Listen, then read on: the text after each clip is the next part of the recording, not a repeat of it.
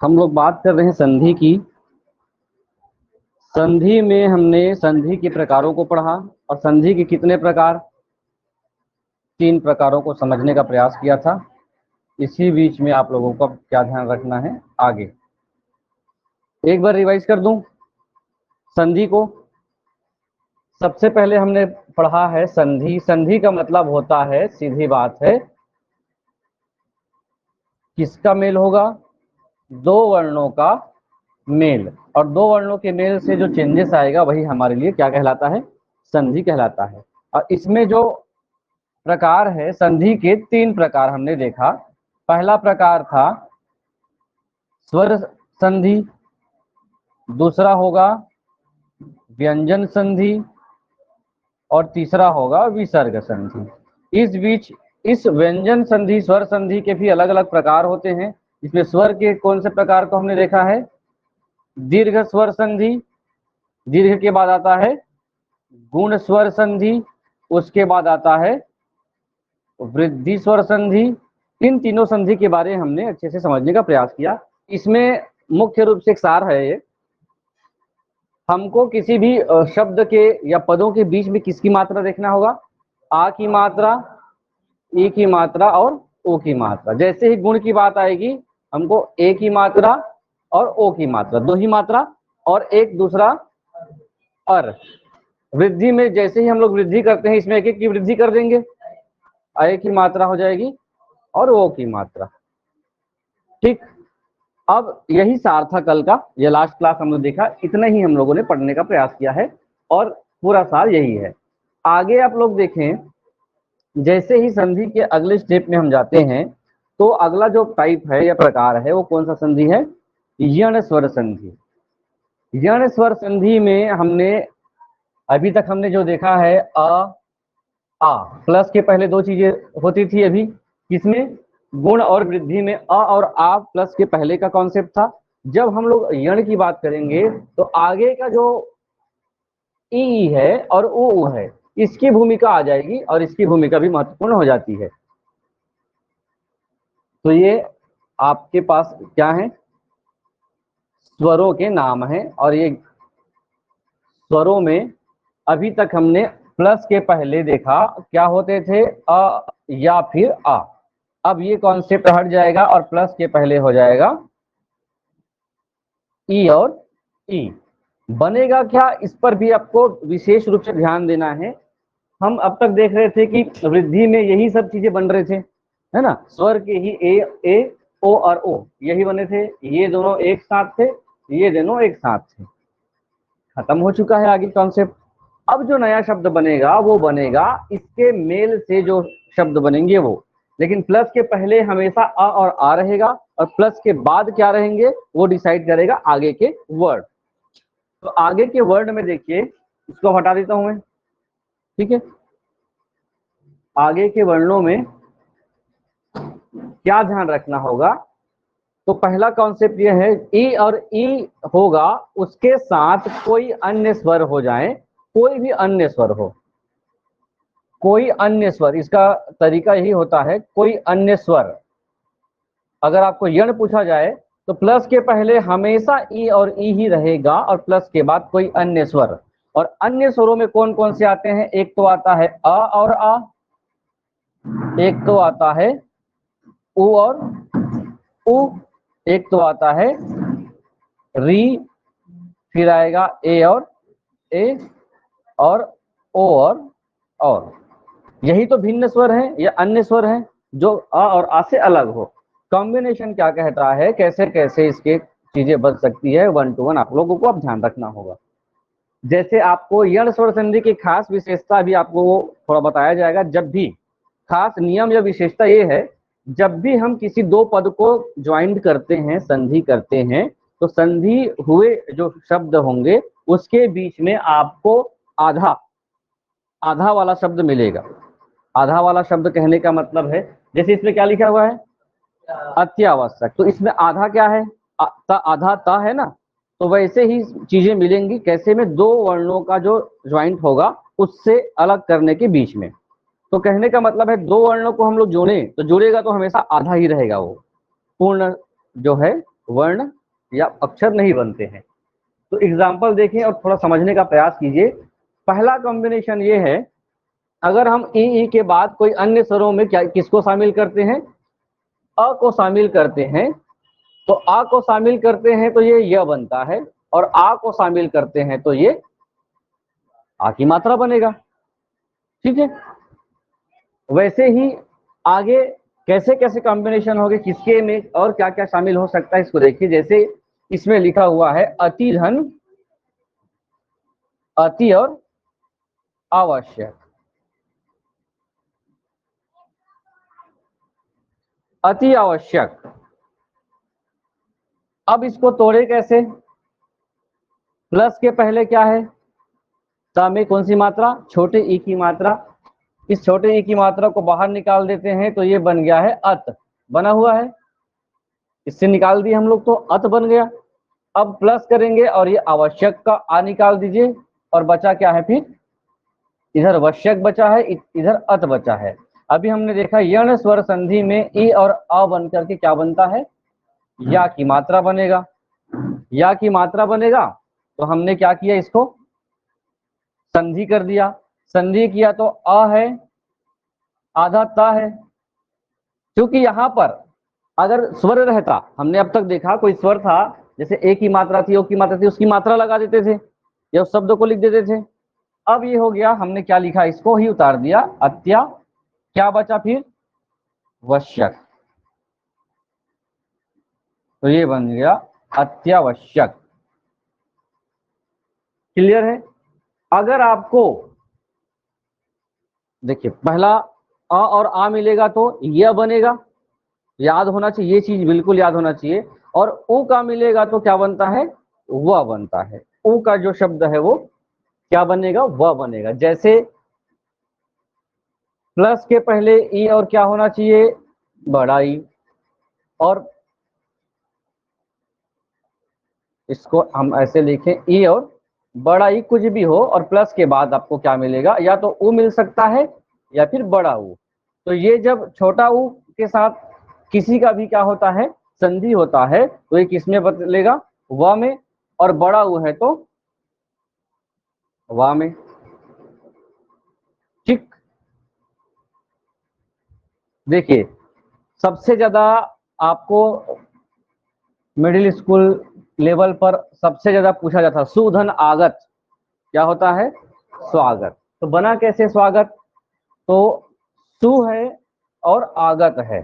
ये हमने पहला एग्जांपल को बता रहा हूं ना मैं, ये बहुत ज्यादा पूछा जाता था। इससे क्या निकल गया, ये एग्जांपल पहला उ का, सा का, उ, सु, सा इधर आधा हो गया क्योंकि इसी में मात्रा लगा हुआ है, प्लस है ये आ, और गत जो है वो इधर बचा हुआ है। ओ और आ का कॉम्बिनेशन, ओ और इधर आ लिख दिया हूं क्या, ये उल्टा हो जाएगा फिर, इधर ओ है और इधर आ है, आगे ये बढ़ रहा है,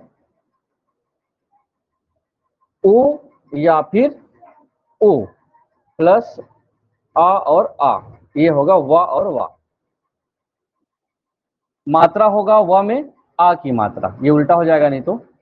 सा में ओ की मात्रा है और प्लस के बाद ये आ की मात्रा, तो आ की मात्रा के हिसाब से वा बनेगा, और गत को आपको लगाना होगा। तो स का आधा ही लिखना पड़ेगा, वा का पूरा ही लिखना पड़ेगा, गत का गत लिखना पड़ेगा। सुधन आगत। अनुधन अय, ये भी आपको ध्यान रखना होगा, अन्वय भी पूछा जाता है। अनु का मतलब हो गया, अनु का मतलब क्या होता है, अनु का मतलब अनु, अनु मतलब अर्थ, अनु का अर्थ नहीं। सही जा रहे हो, शिष्टाचार तो नहीं होगा लेकिन पता है आपको है? अनु, अनु का मतलब होता है पीछे। ठीक है, अनुगामी सुने हैं, किसी के पीछे पीछे चलने वाला अनुगामी, अनुयायी। तो तोड़े कैसे, ऊ की मात्रा है तो ऊ हो गया, और ये आ है, ऊ और आ क्या बनेगा, वह बनेगा। तो अ से ये आ बाहर हो गया, आधा आ, आधा बोलता हूं, आधा वाह, ये ऐसा है अन्न, और ये ऊ और इसके आ से बन गया है वाह। आधा ना को हम लोग किस रूप में लिख सकते हैं, ऐसे अन्न वय, अन्वय। देख कर बोलते जाएंगे किसका किसका मतलब क्या क्या होता है, तो आप लोगों को थोड़ा सा ध्यान आ जाएगा।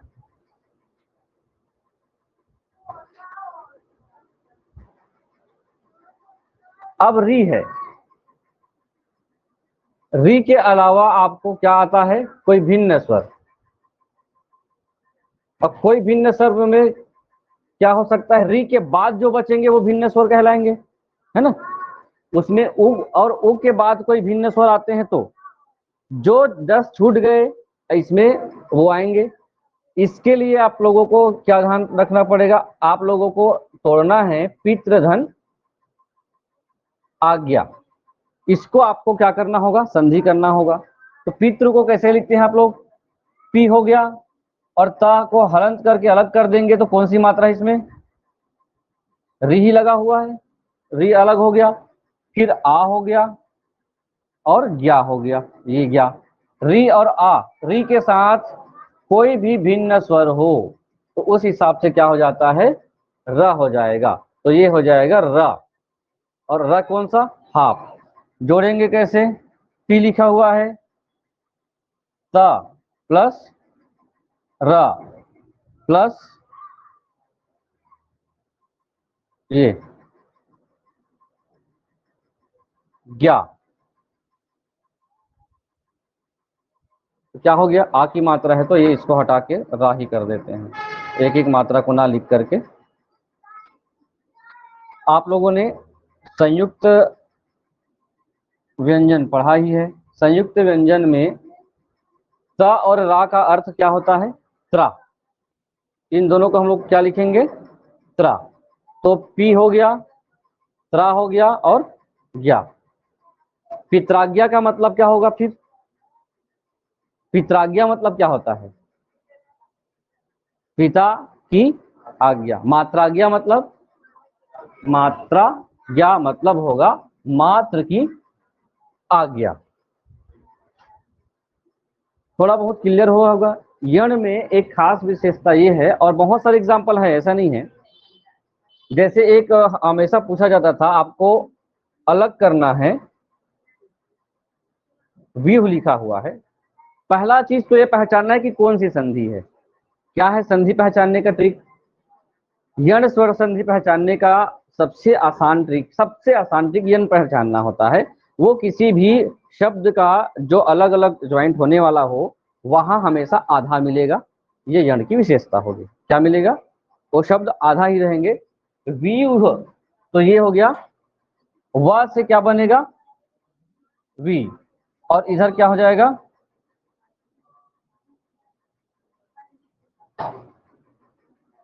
उह। ठीक, वी यू उह। कुछ ऐसे आपके प्रश्न मिलेंगे टेस्ट में, अभी तो इसमें बहुत सारे एग्जांपल फिर से लाइन टू लाइन है। एक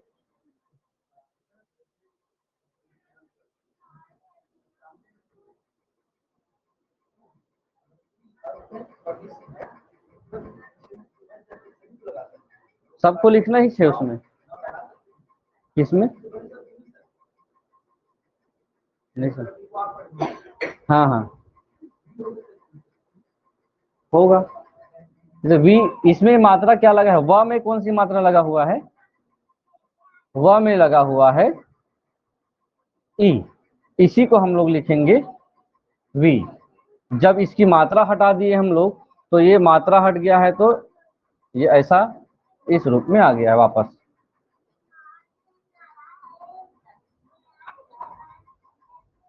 ठीक, यू यू ऐसे उच्चारण। अयादि स्वर संधि आगे की कहानी कहती है। आयादी स्वर संधि में क्या होगा, प्लस के पहले ए ए ओ ओ, है ना, बनेगा क्या, इसमें एक नया शब्द बनेगा जिसको आप लोगों को फिर से ध्यान रखना पड़ेगा। और अब तक सबसे ज्यादा जो संधि का जो प्रकार है आयादी में ही पूछा जाता है। आयादी का जो रोल किस रूप से है, देखिए हमने क्या समझा है, प्लस के पहले ई ई उ उ री आ गया उधर, अब क्या आएगा, याद करने का तरीका कैसे है, यण को याद करने का तरीका ये हो गया, प्लस के पहले आपको क्या मिलेंगे, ई ई उ और री, ठीक, ये प्लस के पहले मिलेंगे। और प्लस के बाद हमेशा जो बच गए हैं उनका कॉम्बिनेशन होगा। अगर ई है तो जो बच गए हैं 9 वो यहाँ पे लग सकते हैं, यहाँ पर उ है तो इसको छोड़कर एक शब्द आ रहा है, कोई भी भिन्न स्वर जो प्लस के पहले है उसको छोड़कर। वैसे ही अब आगे हम लोग देखते हैं इसमें, तो आगे क्या करना है आपको, किसका सहारा लेना है, आयादी कहता है कि जब हम किसी शब्द को बनाते हैं तो उस पे बनने वाले जो वर्ण हैं उस पर नया वर्ण जो बनता है वो क्या बनता है, मात्रा के हिसाब से ए का अय होता है और बड़े ए का अर्थात अय का आय होता है। कैसे होगा, अगर आपको कहा जाता है ने धन क्या लगाएं, अन, ने धन अन, तो अब तक हमने 3 स्वर जो कल पढ़े थे उसमें हमने क्या किया, जैसे शब्द मिल रहे थे वैसे मात्रा ही आपको मिल रही थी, ठीक है, जो 11 थे उसी की मात्रा ही बनाई जा रही थी। आगे जो बचे 2 होते हैं, 3 हैं, 2 ही बचे, यण और आयादी, जो बचे हुए हैं उसका कॉन्सेप्ट ये है कि आपको क्या मिलेगा, अय और आय जैसे, आउ और आउ जैसे शब्द मिलेंगे। तो ये बचे हुए स्वर से अन्यत्र वर्ड आपको मिलेगा। बनाएंगे कैसे, इसको हम तोड़े अगर ना और ए को, तो क्या हो गया, ना और ए, वर्ण विच्छेद यही है, प्लस अ और ना।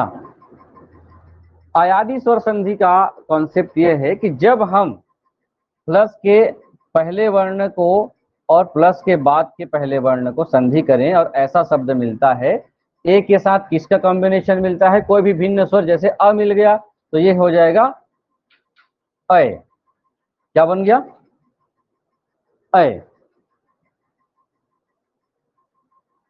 क्लियर है कि क्या बन जाएगा ये अय।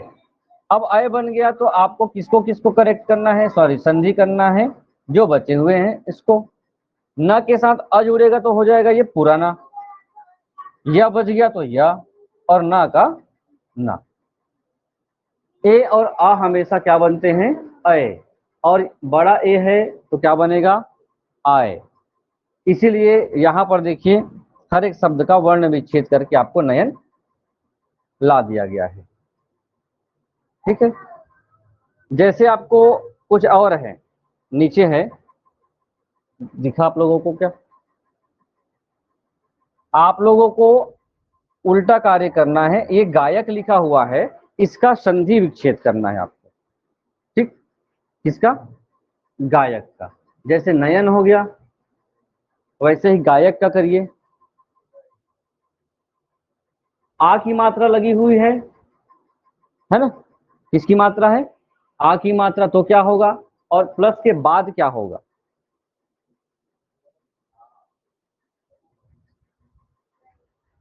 आपको आसान लग सकता है हिंदी लेकिन बहुत क्लिष्ट है, हैं?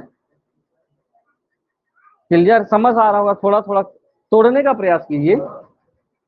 ग से क्या बनेगा, और यक, यक लिखा है मतलब अक होगा, यही तो होगा अक, इस हिसाब से ये अक रूप में टूटा हुआ है, आपको यहां से ऊपर जाना है, सीधी बात है, नीचे से ऊपर जाना है।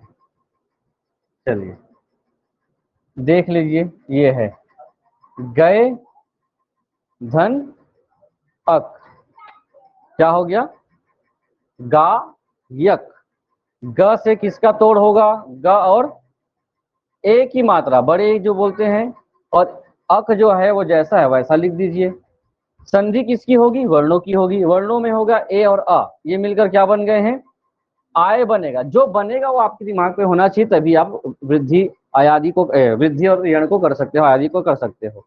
ए और अ मिलकर क्या बन रहा है, आय बनेगा। और किसके साथ ये जुड़ने वाला है, ग के साथ, और इधर का बचा है आधा गा और पूरा आ मिला करके हो गया ये गा, और ये हो गया य और का। आपको ये आसान लग सकता है गाय धन अक, गायक बोल सकते हो, लेकिन गायक को तोड़ने कहा जाएगा तो थोड़ा सा आपके परेशानी हो सकती है। इसको बताइए, चलिए गायिका का क्या हो गया, गय धन इका, गय धन इका गायिका। चयन का क्या हो गया, चे धन अन, शयन का शे धन अन। जहां पर, यहां ध्यान दीजिए, जहां पर भी किसी भी प्रकार की मात्रा नहीं लगी होगी वो कहना है छोटा ए होगा, अर्थात एड़ी का ए जो बोला जाता है वो इसमें जुड़ा हुआ है, और अक अन अन शब्द जुड़ा हुआ है। ठीक, समझ में आ रहा होगा थोड़ा सा, तो आप लोग ध्यान रखेंगे। दूसरा जो कॉम्बिनेशन होता है ए का हो गया। अब प्लस के पहले क्या आएगा, फिर ओ और औ आएंगे। प्लस के बाद फिर कोई भिन्न स्वर। अगर हम लोग प्लस के पहले ओ और ओ को, औ को देखें, यहां पर कुछ भी आ सकता है, और प्लस के बाद कोई भी भिन्न स्वर, भिन्न का स्वर हो गया तो अ से लेकर के कहां तक, ए तक कुछ भी हो सकता है। कॉम्बिनेशन कैसे कैसे होगा, जब आपको प्लस के पहले ओ मिले और प्लस के बाद अ मिले, प्लस के पहले क्या मिल जाए, ये वाला ओ मिले, और प्लस के बाद कोई भिन्न स्वर में पहला ही स्वर उठाते हैं अ को, तो ये हो जाएगा औ। ये दोनों मिलकर के क्या शब्द बनेंगे, औ बनेंगे। और औ जो होगा किसी भी संधि करते समय उच्चारण में वो काम आएगा। जैसे पवन लिखा हुआ है, पवन को कैसे जोड़ेंगे, पो धन अन, क्योंकि अन एक प्रत्यय है, हमेशा ध्यान रखेंगे। आओ एक प्रत्यय है, अव प्रत्यय है, अन प्रत्यय है, अक प्रत्यय है। तो प्रत्यय शब्द जो आप, प्रत्यय कितने होते हैं, स्वर उपसर्ग कितने होते हैं, हिंदी में उपसर्गों की संख्या कितनी है, हिंदी में प्रत्यय की संख्या कितनी है। ये डायरेक्ट प्रश्न आ चुके हैं, जिसको लगता होगा हिंदी हो जाएगा ना, वो लोग कल से बैठ जाएंगे यहाँ पे आके। हिंदी में उपसर्गों की संख्या कितनी मानी गई, आया हुआ है, क्वेश्चन दिखा दूंगा, लाइन टू लाइन आया है वो। यहाँ तो और मत पूछो कि आपको समास जब पढ़ोगे तो 6 समास आपको पता है, उसके बाद समास के जो प्रकार हैं वो कितने प्रकार के नहीं आता है। जैसे आप लोगों को 6 प्रकार के समास पढ़ते हैं, अव्ययीभाव समास, द्विगु समास, द्वंद्व समास, और क्या, द्वंद्व कितने प्रकार के होते हैं, द्वंद्व समास कितने प्रकार के होते हैं, आप कम से कम 6 तो नाम तो याद होंगे समास के। उसमें द्वंद्व समास कितने प्रकार के होते हैं, ये बार बार आता था अभी।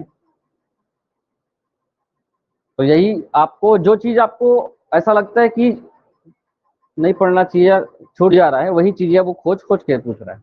तो यही देखेंगे आप लोग, अगर ओ और अ है तो औ बनेगा। जैसे इसमें से हम लोग प अलग करेंगे, बार बार मैं यही कर रहा हूं आप लोगों को थोड़ा समझाने के लिए।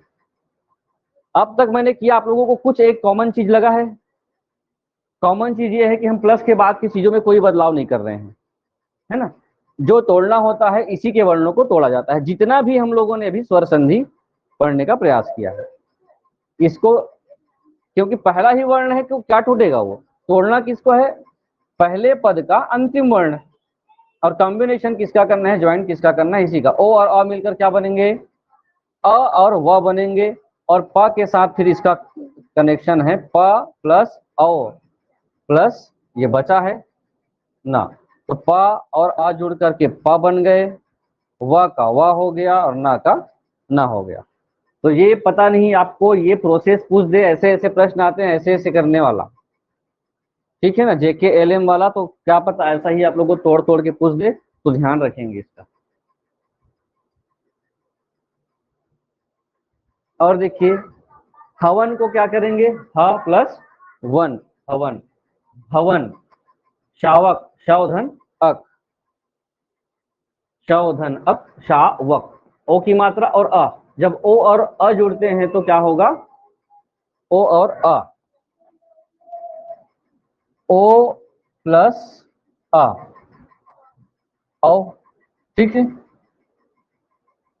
तो इसका है आव, आक, अन, अन, ठीक।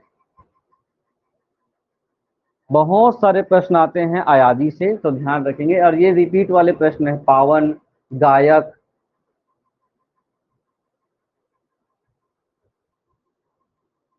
स्वर संधि के कितने प्रकार हो गए? 5 प्रकार हो गए।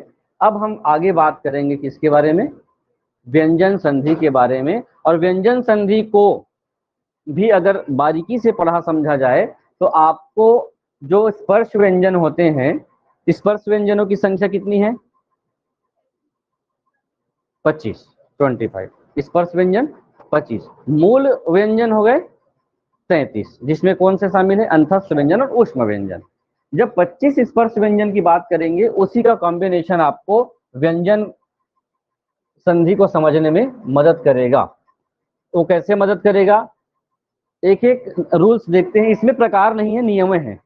कितने प्रकार से व्यंजन संधि को समझा जा सकता है, उसके रूल्स हैं। रूल्स नंबर 1 देखते हैं। पहला नंबर, स्पर्श व्यंजन के आधार पर। किसके आधार पर? स्पर्श व्यंजन के आधार पर। और स्पर्श व्यंजन वर्ग में बटा है। कितने वर्ग में? क वर्ग, च वर्ग, ट वर्ग, ट वर्ग और प वर्ग। ये पूरे 5 वर्गों के क्रम तो आपको मालूम ही होंगे, है ना? इसीलिए मालूम रखना है, क्योंकि इसी से अघोष होते हैं, इसी से सघोष होंगे, इसी से अल्प प्राण है, इसी से महाप्राण है, और इसी से पहला, तीसरा, चौथा, पांचवा जो आप लोगों को समझ में आता है वो। अब आप लोगों को क्या ध्यान रखना है? व्यंजन संधि किसे कहते हैं, ये आप पहले ध्यान रखिए। व्यंजन संधि, क्योंकि पहले, अब तो प्रश्न का तरीका बहुत डीप हो गया है, नहीं तो पहले संधि के प्रकारों में स्वर है कि व्यंजन है कि विसर्ग आता था पहचानने का। व्यंजन संधि में क्या होगा कि आपको प्लस के पहले कोई ना कोई क्या मिलेंगे? व्यंजन और व्यंजन का भी कॉम्बिनेशन हो सकता है, या फिर कभी स्वर शब्द मिले तो उसका हो जा सकता है व्यंजन का। लेकिन दोनों स्वर कभी नहीं होंगे। दोनों स्वर हुए तो वो स्वर हो जाएगा। जब हम स्पर्श व्यंजन की बात करते हैं, इसमें लिखा हुआ ना, व्यंजन का किससे? व्यंजन से। और व्यंजन का किससे? स्वर से। और स्वर का किससे? व्यंजन से। यहाँ पे ये लिख सकता हूँ तीसरा, व्यंजन प्लस स्वर। संधि हमेशा जो यहाँ पे पद रहेंगे उसका अंतिम वर्ण ही संधि के लिए प्रयोग किया जाएगा, और प्लस के बाद के पहला जो वर्ण होगा उसको ही प्रयोग किया जाएगा, ठीक है, संधि करने के लिए, क्योंकि वर्णों का ही मेल करना है। पहला नियम कहता है कि अगर आपको प्लस के पहले, नियम थोड़ा सा ध्यान रखेंगे, प्लस के पहले आपको क्या मिल जाए? इसका फर्स्ट लेटर मिल जाए। फर्स्ट लेटर मतलब आपको अगर प्लस के पहले आधा का मिल जाए, या फिर आधा चा मिल जाए, या आधा ट मिल जाए, उसके बाद ट मिल जाए, या फिर आपको मिल जाए प।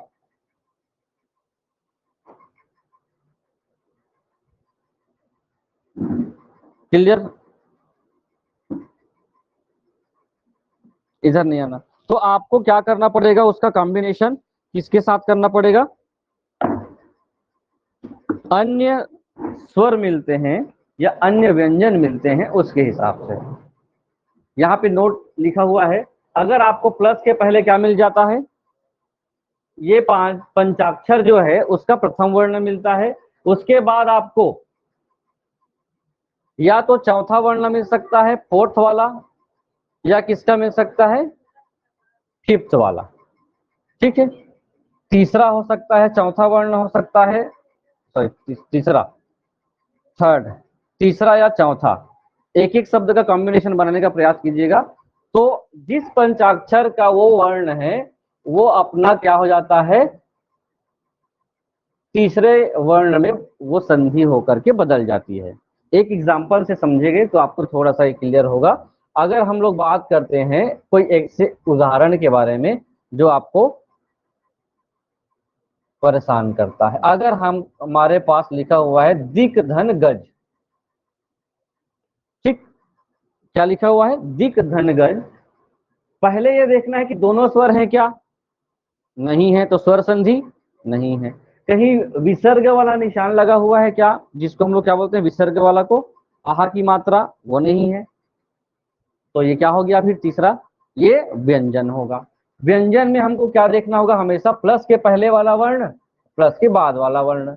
ये आपको क दिख रहा है और ये दिख रहा है ग। ठीक, नियम ये कहता है अगर प्लस के पहले कोई अपना क ख ग क च छ वाला पहला वर्ण हो और प्लस के बाद या तो वो पहला हो या तीसरा हो या कोई भी अन्य स्वर हो या यर अलावा, जिसको हम लोग कौन सा स्वर बोलते हैं, व्यंजन बोलते हैं, ऊष्म की अंतस्थ।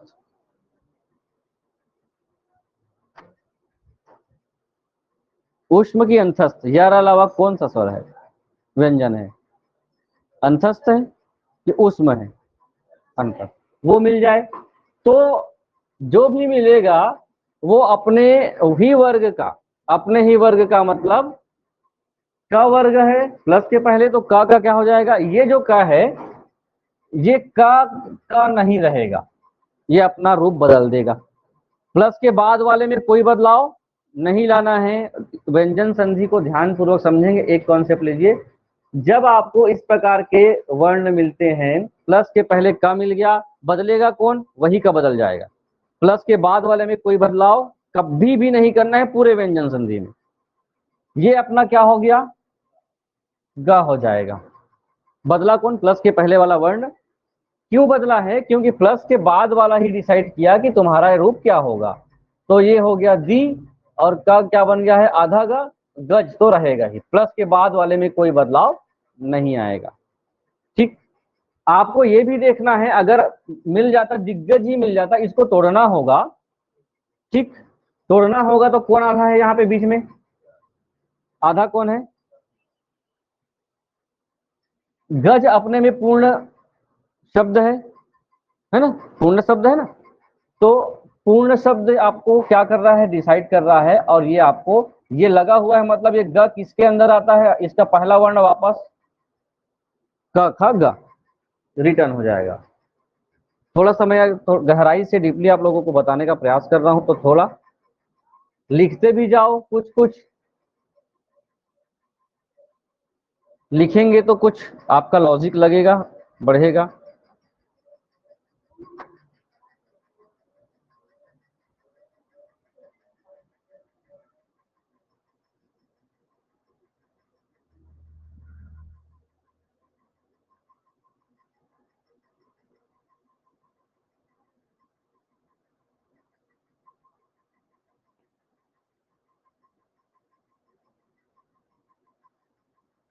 इसको बनाएंगे,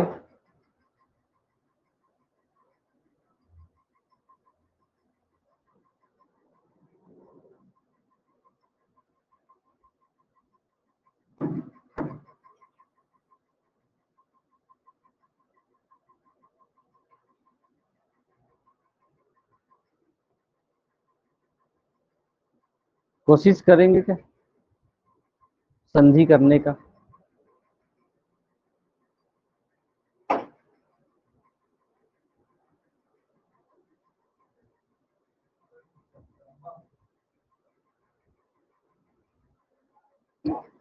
क्यों होगा ये बताना है, क्योंकि दोनों शब्द सुने होंगे, हो सकता है नीचे वाला ना सुना है आप लोगों ने।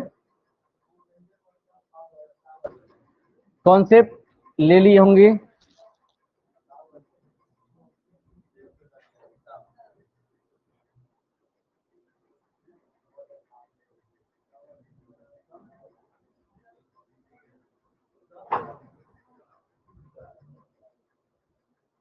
बदलना किसको है, दिमाग में बैठ चुका होगा आप लोगों का। बदलना किसका है, प्लस के पहले जो वर्ण लगा होगा वो बदला लाएगा। बदलाव क्या ला रहा है यहाँ पे, जगत धन अंबा, ता का क्या होगा, ता का तीसरा वर्ण ता सा द, है ना। तो ज हो गया, ग हो गया, और त क्या बन गया, द। क्योंकि ये आधा द बनता, ठीक है ना, और अंबा लिखा हुआ है तो ये द और अ मिलकर के पूरा द बन जाएंगे। ये समझ में आ रहा है ना, ये पूरा द बन गया ये, और बच गया आधा माँ और बाप, तो ये बन जाएगा जगदम्बा। वैसे ही यहां पर क्या डिसाइड करना है, ये किस प्रकार के व्यंजन में क्या बनेगा, प्लस के बाद जो वर्ण है ये भी आपको ध्यान रखना पड़ेगा। ये द लगा हुआ है तो द किसी भी वर्ण का, पंचाक्षर का तीसरा वर्ण होता है। तीसरा हो, चौथा हो, कोई स्वर हो या अलावा हो, बैठ के याद कर लेना, समझ जाना, तभी होगा। क्योंकि ये प्रकार में नहीं है, इस कारण से आप बच सकते हो। ये किस प्रकार के व्यंजन का एग्जाम्पल है ये आप लोगों का नहीं है। तो दीर्घ का क्या हो गया, दीर्घ हो गया, ठीक है। आधा का हो गया दीर्घ का दर्शन, दिग दर्शन। अब देख लीजिए दिगंत, दिक और अन, क्या हो जाएगा, दिक और अन। दिग्विजय, दिक धन विजय, इसको आपको दिग्विजय का एक ध्यान रखेंगे। दिग्विजय का क्या करना है, वर्ण विच्छेद करना होगा। तो क्या किसका किसका संधि हुआ है मेरे को बताएंगे आप। दिक तो समझ में आ गया, प्लस का है, उसके बाद विजय का वर्ण विच्छेद कीजिए।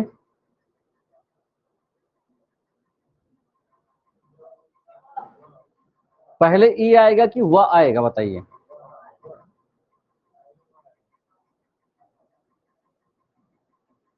वह और ई, फिर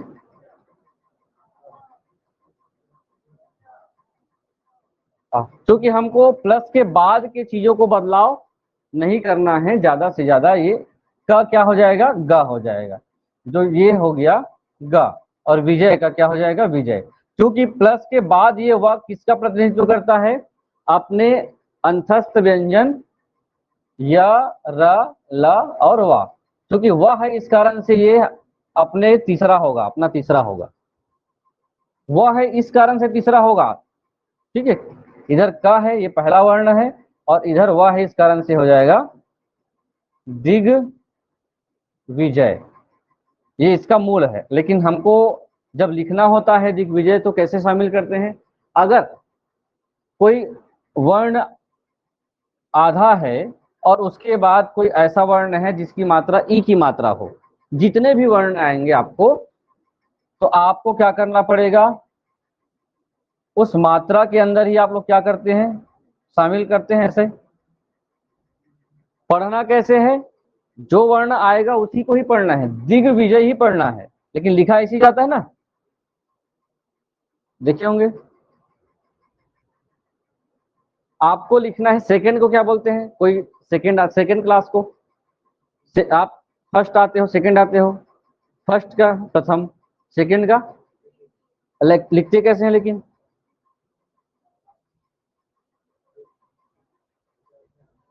लिखते कैसे हैं, द्वितीय को द के नीचे वही लगाते हैं ना, तो वो कैसे लिखा जाएगा। इसमें ऐसा आप लोगों ने देखा होगा, तो ये क्या, किसमें क्या लगा है बताइए, व में लगा है कि द में लगा है, अच्छे से देख के बताओ। व में, व में आधा द,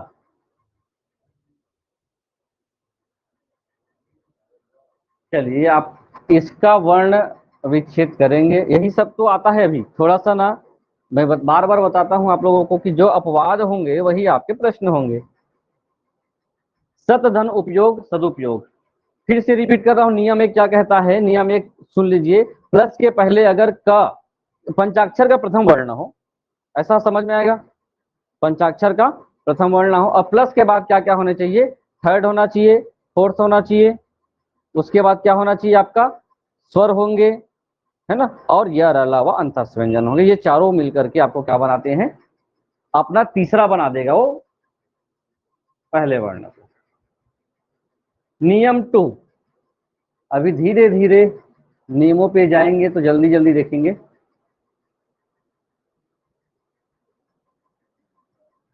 प्लस के पहले आपको वही चीजें मिले जो अभी पंचाक्षर का प्रथम वर्ण मिलता था। क्या मिलेगा, यही क, च, ट, त और प, और प्लस के बाद या तो आपको क्या मिलेगा, ना, और या फिर मा मिलेगा। ना मिले या फिर आपको मा मिले, दो चीजें लिख रहा हूं मैं, ना और मा। उसमें ये दोनों शब्द नहीं थे, है ना, क्योंकि ये किस प्रकार के वर्ण का एग्जाम्पल है, पांचवा ही है ना, पंचाक्षर का पांचवा वर्ण है। तो ये पांचवा वर्ण अगर आ गया, खासकर ना और मा, तो ये सामने के जो पांच अक्षर हैं, पांच वर्ण हैं, ये खुद में पांचवा बन जाएगा। अगर पांचवा का कोई ना और मा आ गया तो ये क च वाला जो शब्द है, वर्ण है, ये अपना पांचवा रूप धारण कर लेगा। जैसे रिकॉर्ड पूछा जाने वाला प्रश्न बच्चों को यह होता था, क्या, जगत धन नाथ है, तो जगन्नाथ में तीसरा नहीं होगा, त था, द नहीं होगा। ठीक, नियम एक था, नियम एक में ये डिसाइड था कि का रहेगा तो क्या बन जाएगा, थर्ड बन जाएगा, लेकिन इसमें क्या बनेगा, अपने ही वर्ण का फिफ्थ बनेगा, और ये पांचवा इसी का बनेगा, ता, था, दा, धा, ना। अभी थोड़ा सा कहना ये है कि नियम, दो तीन नियम के बाद कंफ्यूजन बढ़ सकता है, तो ज्यादा अभी जोर किस पे देना है, नियमों पे देना है कि अपने वर्ण के पहले क्या हो रहा है। एग्जाम्पल, फिर एग्जाम्पल को कभी याद मत करिएगा, एग्जाम्पल को समझिएगा। याद किसको करना है, समझना किसको है, नियमों को। ता क्या बन जाएगा, ज और ग तो है, ये अपना किस में बदल जाएगा, पांचवा, और पांचवा खुद में क्या होता है, ना ही होता है। न वर्ण में आधा ना हो जाएगा, आधा ता है, तो नाथ का नाथ है, नाथ का नाथ। तो जगन्नाथ को क्या लिखेंगे हम लोग, जग, आधा ना, फिर पूरा ना और था, जगन्नाथ। वैसे उन्नयन, उन्नयन, उत्धन नयन, उत्धन नयन। चलिए, इसमें लिखा हुआ है, आपको अलग करना है, चिन्मय, चिन्मय का संधि को आपको बताना है। जोड़ना आसान है,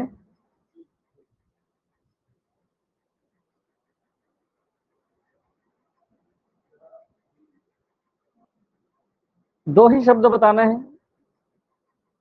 प्लस ये प्लस वो, ऐसे चित प्लस, हाँ, क्योंकि ना किस में आता है यही देखना है आपको, ना किस में आता है, त से ही क्या बना है, ना बना है, तो ये हो जाएगा चित और मय, त, थ, द, ध, ना।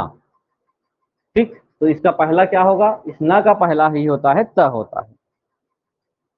श्रीमन नारायण, श्रीमन नारायण, तो श्रीमन का होगा श्रीमत नारायण, ये आपके नोट्स में होना चाहिए। जगन माता, जगत माता, जगत माता बोल दिया जाता है, लेकिन जगत माता किसका है, वो वर्णों शब्दों को तोड़ने के बाद ही जगत माता सही शब्द है।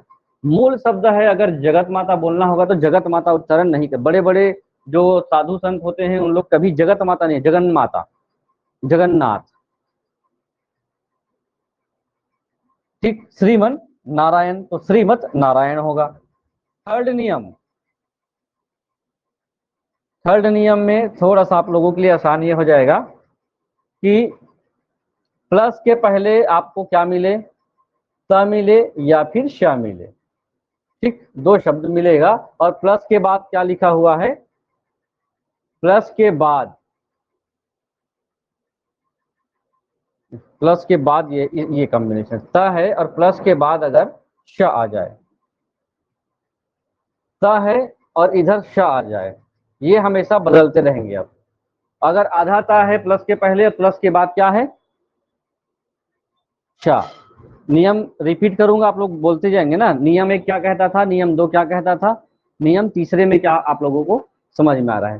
प्लस के पहले क्या शब्द मिलेगा, वर्ण मिलेगा ता, और प्लस के बाद क्या मिलता हो, श। तो ये ता बदल करके क्या हो जाता है, च।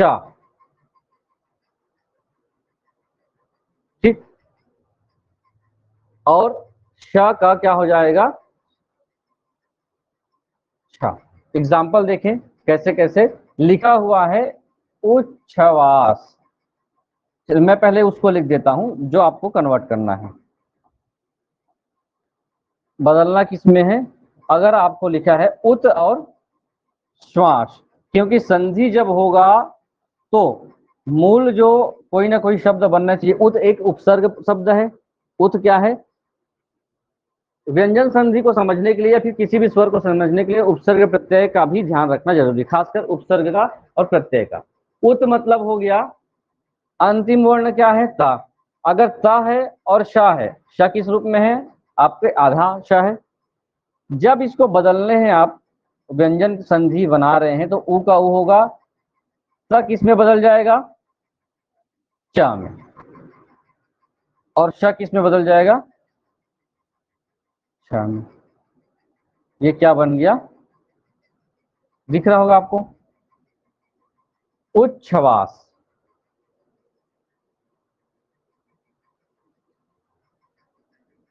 सत शास्त्र ये सुने होंगे, सत, सत शास्त्र सुने होंगे। यहां पर प्लस के पहले ता है, प्लस के बाद शा है, दोनों मिलकर क्या बनेंगे, कोई अलग अलग कॉम्बिनेशन का एक नहीं बनेगा, ध्यान रखेंगे। ये अपने में कुछ नया वर्ण बनेगा, ये अपने में नया वर्ण बनेगा। ता और छा है तभी, ठीक है, ता और छा है तभी ये बनेगा। क्या बन रहा है, सा का स रहेगा, आधा चा ये बन गया ता का, और क्या बन गया, और ये आप लोगों को कहीं पे नोट कर लीजिए, वर्तनी शुद्धि अशुद्धि में आता है। आप लोगों को लगेगा शास्त्र लिखा है, कहां से होगा, शास्त्र होता है, यही तो बोलेंगे ना आप लोग। वर्तनी अशुद्धि में ये प्रश्न आता है कि आपको क्या लिखना है।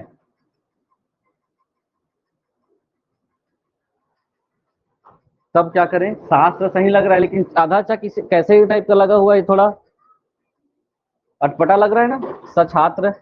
तो ध्यान रखें, सत छात्र होगा, सत और शास्त्र।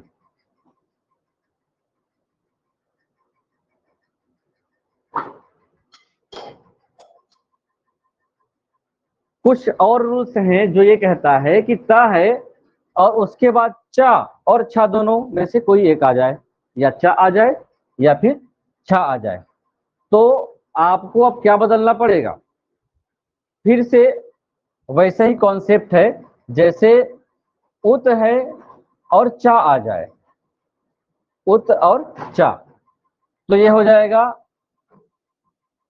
ता हमेशा किस में बदल रहा है, ता का वो बदलाव चा में हो रहा है, और उ का उ है प्लस चारण का चारण, ये क्या बन गया, उच्चारण। सतचरित्र ये भी पूछा जाता था हमेशा, सतचरित्र, ता है और चा है, तो ता अपना क्या हो जाएगा, ये चा बन जाएगा, क्या बन जाएगा फिर, सचरित्र। कब होगा, जब प्लस के पहले हमेशा क्या हो, ता हो, और प्लस के बाद चा हो या छा हो। अगर छा है, जैसे यहाँ पे लिखा हुआ है उत और छेद, तो ये ता हमेशा क्या बन जाएगा, चा बन जाएगा, ओ आधा चा। प्लस के बाद वाली जो वर्ण है, शब्द हैं, वो चेंज नहीं हो रहे हैं। थोड़ा सा दिमाग भरने लग गया होगा नियमों पे, इसलिए 2-3 नियम और डालिए दिमाग पे, तो थोड़ा सा ठीक लगेगा आप लोग को।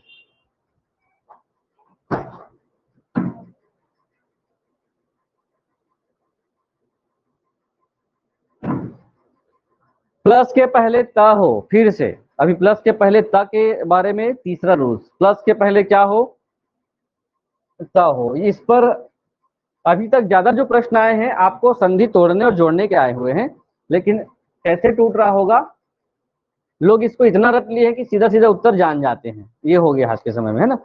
तो ता हो और उसके बाद क्या हो, थर्ड या फिर फोर्थ वर्ण, तीसरा या फिर चौथा वर्ण, ऐसा लिख दूं तब भी वही मतलब है। ग घ, द ध, ब भ, उसके बाद या, र और वा। जब ये वर्ण होंगे तो आपको क्या देखना पड़ेगा, क्या बन जाता है ये अपना त, अपना क्या बन जाता है, थर्ड, तीसरा बन जाता है। ये त क्या बन जाता है अपना तीसरा, और त का तीसरा क्या है, द है। कुछ भी आए, अभी हमने इससे पहले देखा नियम 4 में क्या बन रहा था, वो च बन रहा था। नियम 3 में भी त अपना चा बन रहा था। इसमें अपना ही तीसरा बन जाएगा, और क्या बन जाएगा, ये द बन जाएगा। और द का रूप कैसे है, जैसे सत और धर्म लिखा हुआ है, सत और धर्म। तो स, ये ध है, ध का क्या हो गया, त थ द, चौथा वर्ण है। चौथा वर्ण अपना, इसके वजह से अपना स्वरूप बदलेगा और क्या बन जाएगा, द, सद धर्म। और इसको और सटीक लिखना होगा तो कैसे लिखा हुआ है देखेंगे,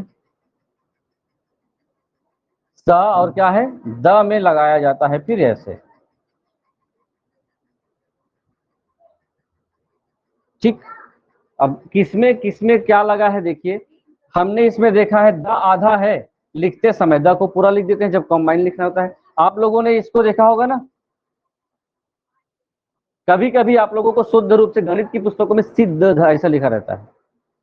देखिए, इसको अगर आपको जोड़ना होगा बिना मात्रा के, ये आधा द है, तो आप लोगों ने देखा होगा सी होगा, द पहले रहता है और ध उस पे आधा लगा होता है, ऐसे ही रहता है सिद्ध। वैसे ही ये है सद्धर्म।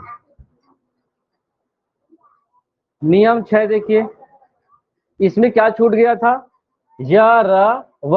और उसके बाद यहां पर देखिए अगला नियम है, अगर त के बाद क्या आ जाए, त के बाद क्या आ जाए, मैं मिटाते जा रहा हूं ना, ये आप लोगों को ध्यान देना है। प्लस के पहले त है और प्लस के बाद ह है, तो ये त क्या बन जाएगा, अपना तीसरा ही बनेगा जिसको हम लोग द बोलते हैं। और ह क्या हो जाएगा, ह बन जाएगा ध। ऐसा ही कॉपी में आप लोग लिख दीजिए, क्योंकि ये चीजें आप लोगों को इसी में मिलेगा, ये चीज आपको मैं लिख रहा हूं तभी मिलेगा।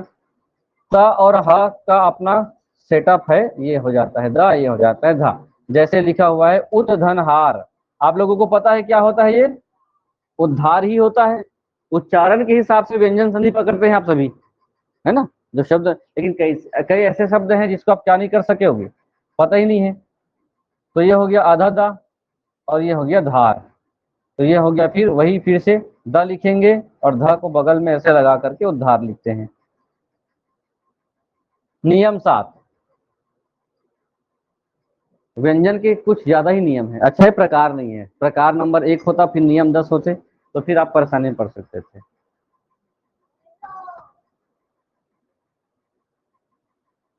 ये है, अगर प्लस के पहले क्या लगा होता है, आधा ता हो और प्लस के बाद हो जा, ठीक, तो ये ता क्या बन जाता है, जा ही बन जाता है। नियम 1 जैसे क्या कब बनता है, जैसे मैं बार बार ये बोल रहा हूँ, शब्दों को देखिए और पहचान दीजिए क्या कैसे बनता है ना। उसके ये नियमों पर अभी क्वेश्चन नहीं आए हुए हैं। तो उत धन ज्वल क्या हो गया, ये ता है और आधा जा है, ये ता है जा है, ता है जा है। तो जगत जननी को भी कैसे लिखा जाता है, जगत जननी, जगत जननी नहीं होता, जगत जननी, जगत जननी। ये भी आप लोगों को पूछा जा सकता है। सतधन जन, ये फेवरेट था पहले, सतधन जन, सज्जन। उत धन ज्वल, उज्ज्वल। एक और देख लीजिए, बचा होगा तो,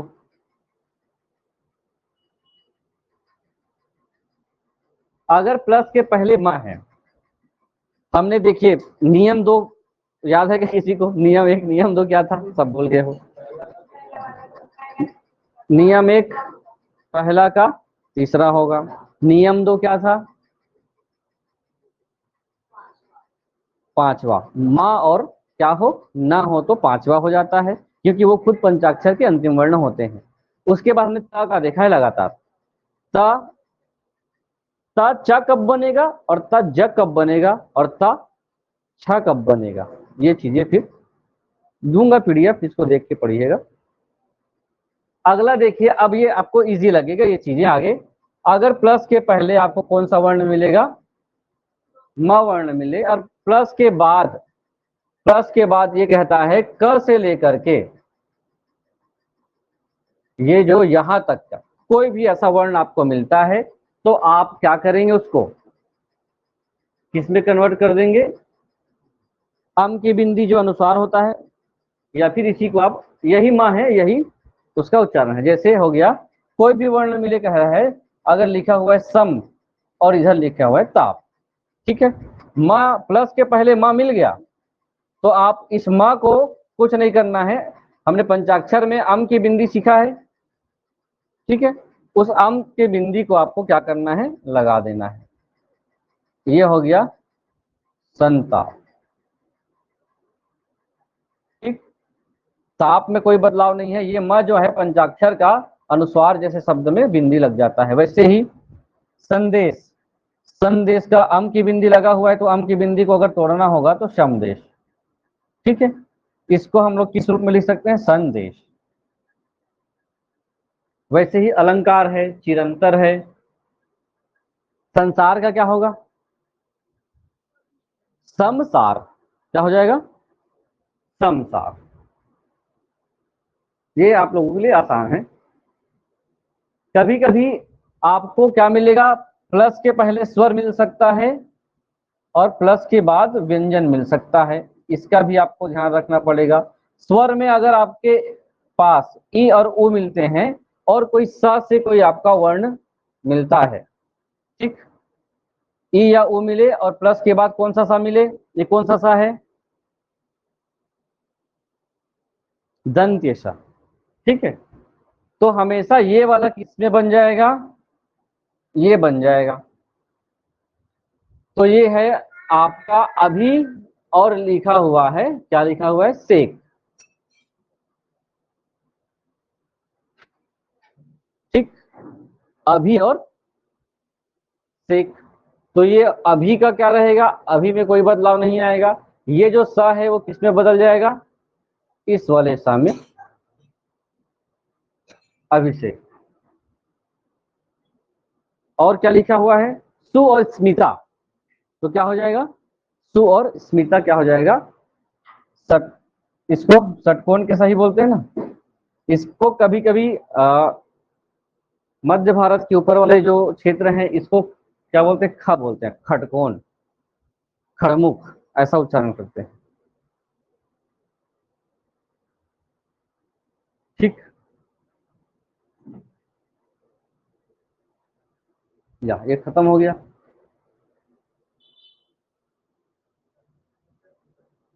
विसर्ग, नियम बहुत सारे ऐसा नहीं है, और हैं व्यंजन में, है ना। विसर्ग के लिए आपको ज्यादा परेशान होने की आवश्यकता नहीं होती है, नियम पे जाएंगे तो थोड़ा सा मानसिक रूप से, अभी थोड़ा देर में ध्यान क्या रखना है, कुछ ऐसे विसर्ग संधि होंगे जो सेम जैसे संधि होने के बाद भी वैसे रहते हैं जैसा आपको मूल स्वरूप होते हैं, कुछ में बदलाव होता है, और बदलाव अधिकतर किस पे होते हैं, उसको ध्यान रखना पड़ेगा कि हमको विसर्ग कहाँ पे मिल रहा होगा। हमेशा प्लस के पहले आपको क्या मिलेगा, ऐसे वर्ण मिलेंगे जो किस रूप में होंगे, विसर्ग, और विसर्ग का स्वरूप क्या है, इस प्रकार से डिसाइड ये होगा कि प्लस के बाद क्या क्या चीजें होंगी, ठीक, और उसके बाद ये जो कन्वर्ट होने वाला होगा ये किस में बदलेगा, इसको भी ध्यान रखना है। तो पहला नियम कहता है कि विसर्ग का नियम समझिए, विसर्ग का नियम ये कहता है प्लस के जो पहले होगा जितने भी वर्ण होंगे उसका जो अंतिम वर्ण होगा प्रथम पद का वो हमेशा विसर्ग लिए हुए होगा, ठीक। तो पहला चीज पहचानने का ये तरीका होगा कि हमेशा क्या होगा, वो विसर्ग लगा हुआ आपको मिलेगा। लेकिन प्रश्न आपको ऐसे स्वरूप में नहीं पूछे जाएंगे, प्रश्न आपको दिया जाएगा इस रूप में, अब बताना है कि ये स्वर है या व्यंजन है या विसर्ग है। आप लोग बोलोगे बीच में ओ की मात्रा लगा हुआ है, आपने क्या कहा था, गुण स्वर संधि होना चाहिए। वो लॉजिक कब काम करेगा, जब स्वर के ही प्रकार आपको मिले हैं क्वेश्चन में, नहीं तो बाद में दावा आपत्ति मेरे को पहले करोगे आप। इसलिए मैं तरीके पे नहीं, कॉन्सेप्ट पे ध्यान देता हूं। पहला क्या होगा, विसर्ग के पहले, विसर्ग का मतलब ये विसर्ग होना ही चाहिए। इसके पहले भी कुछ आपको वर्ण मिल सकते हैं, जैसे कि किसी में द लिखा हुआ है तो किसी में ऐसा लिखा होगा, हो सकता है ना। तो विसर्ग के पहले क्या हो, अ हो। आप लोगों को अकारांत, इकारांत, उकारांत समझ में आता है क्या? इनको आता होगा, इंग्लिश में आता है वही सब। अकारांत, इकारांत, उकारांत नहीं पढ़े हैं? कौन से विषय में आता है? संस्कृत में, ठीक है। हिंदी में भी आता है। जैसे आप लोगों को पद परिचय होता है, वैसे ही जिस वर्ण या जो वर्ण अपने अंतिम स्वरूप को दिखाता हो, जैसे यहाँ पे लिखा होगा राम, ठीक। वर्ण विच्छेद करते हैं तो अंतिम वर्ण क्या आएगा इसका, क्या आएगा भाई? आएगा माँ और अ। तो जिस वर्ण पे समाप्ति हो रही है, अंत हो रहा है, तो अ आकार में अंत हो रहा है, तो कौन सा लिखेंगे? अकारांत। ये अ से अकारांत। क्योंकि राम स्त्री का नाम है कि पुरुष का नाम है? पुरुष का नाम है राम, तो इसका परिचय होगा अकारांत पुल्लिंग। ऐसा होता है पहचानना, ठीक। ये क्या होता है? रवि। अब बताइए, इसका परिचय बताना है इस रूप में। इसमें कौन सी मात्रा लगी है देखिए लास्ट में, बस इकारांत। रवि पुल्लिंग है या स्त्रीलिंग है? पुल्लिंग। इकारांत पुल्लिंग, ऐसा ही इसका परिचय होता है। तो विसर्ग में हम लोग आते हैं, जब आपको कहा जाएगा कि प्लस के पहले क्या हो, विसर्ग हो, और विसर्ग के पहले किससे समाप्ति हो रहा हो, अ से समाप्त हो रहा हो, तो आपको प्लस के बाद की भी वर्णों को ध्यान देना होगा। प्लस के बाद अगर तीसरा, चौथा, पांचवा वर्ण, किसका तीसरा, चौथा, पांचवा अब तक समझ ही गए होंगे, उस पंचाक्षर का तीसरा, चौथा, पांचवा। या फिर आपको अंतस्थ व्यंजन मिले, या फिर उष्म का ह मिले, या फिर कोई स्वर मिले जो अ से लेकर आहा तक होंगे। कितने स्वर? 11 स्वर। कितने चीज मिलना चाहिए, ये भी ध्यान देना है। तो वो जो चेंज होगा वो क्या हो जाएगा? ईसर देखिए यहाँ पे लिखा हुआ है, थोड़ा सा मैं बड़ा सही लिखता हूं, यशः धन दा। आपने देखा यशः में विसर्ग तो लगा ही हुआ, तो विसर्ग संधि है। यश, यश का कौन सा है? अकारांत है, अ में समाप्त हो रहा है, अ में अंत हो रहा है, तो इसका अ हो गया, और क्या हो गया? ये द। ये मिलकर के क्या बन जाएंगे? ओ। अधिकतर ये देखा जाता है कि बनेगा क्या, ये बिल्कुल ध्यान रखेंगे, बनेगा क्या ये भी दिखा जाता है। आ का क्या हो जाएगा? आहा का ओ।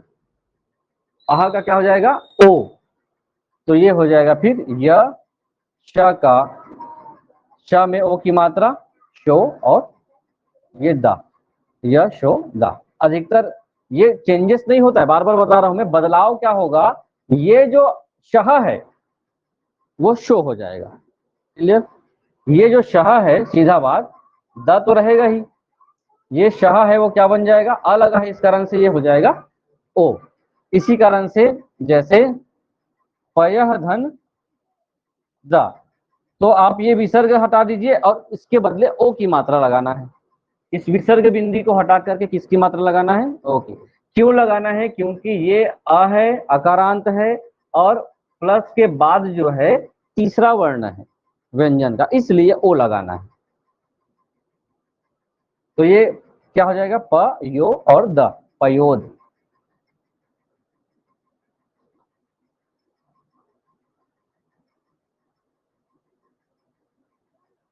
इसमें प्रयोग।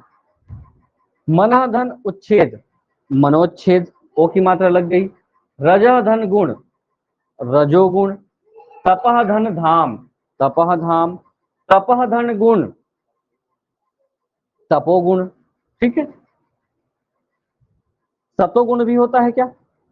सतोगुण, रजोगुण, तमोगुण। तो ये जो शब्द आएंगे वो आपको विसर्ग संधि के एग्जाम्पल होंगे।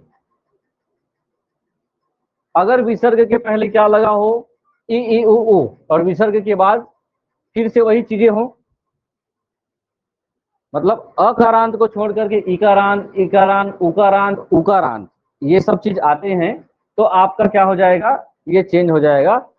ये अब तक का सबसे ज्यादा पूछा जाता है कि आशीर्वाद किस प्रकार का स्वर है।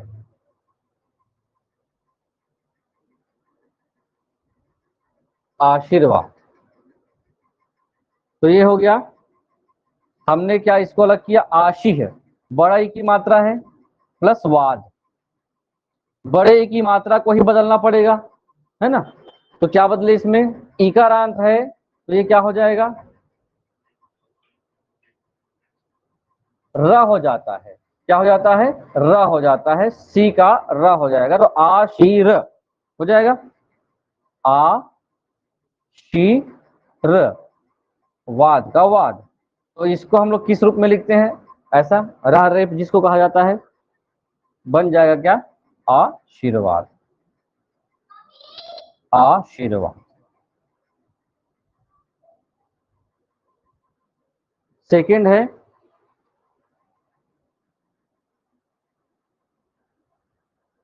दुहधन घटना, क्या हो जाएगा, दुर्घटना। आविधन भाव, आविर्भाव। धनुर्धन, धनुर्धन धर, धनु धन धर, धनुर्धर। पर्यायवाची शब्द में धनुर्धर किसको कहा गया है,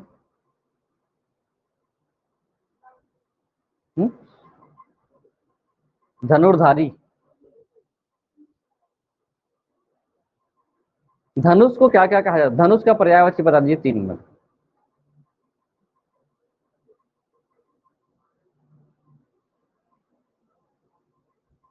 पर्यायवाची शब्द ना रोज नए के रूप में बस देखते जाइए, याद नहीं करना है ज्यादा।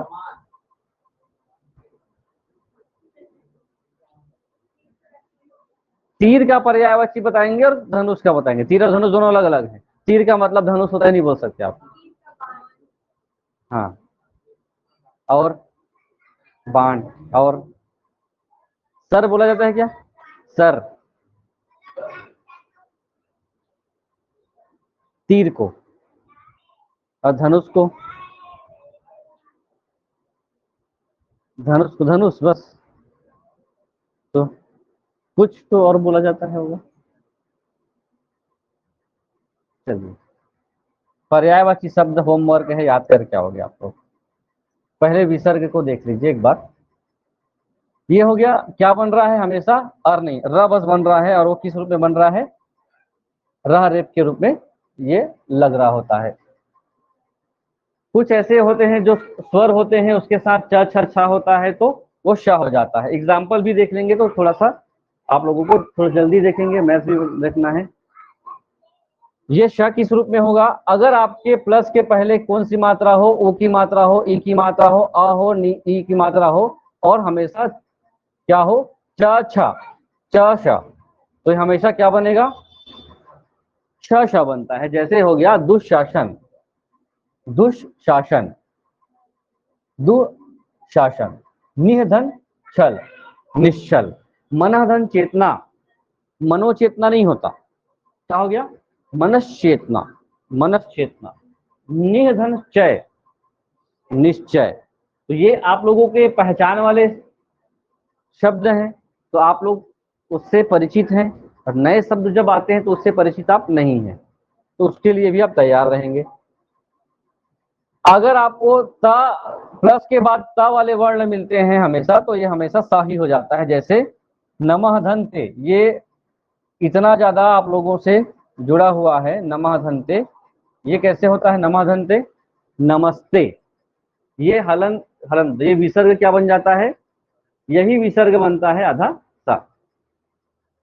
उसके बाद स्वर के साथ क्या हो, कोई भी स्वर आप लोग लगा होगा, बिल्कुल ये किस मामले पे है, स्वर के मामले में ना, स्वर लगा हो, स्वर के बाद विसर्ग हो, अन्य स्वर हो प्लस विसर्ग हो, और उसके बाद पंचाक्षर का first second first second first second, पंचाक्षर का फर्स्ट सेकंड, तो ये हमेशा कोई भी फर्स्ट सेकंड लगता हो, यहाँ स्वर हो, तो ये मूर्धन्य श बन जाता है। जैसे निह धन पाप, तो ये विसर्ग हट करके क्या हो जाता है, ये विसर्ग के स्थान पर क्या हो जाता है, आधा श, क्या हो गया, निष्पाप। दुष्ट, तो दुष्ट का क्या होगा, दो धन ट, निसफल, निधन फल। तो विसर्ग जो लगा हुआ है वो हटता है, रिप्लेस होता है, उसके स्थान पर क्या आ जाता है, स वर्ण जुड़ेगा।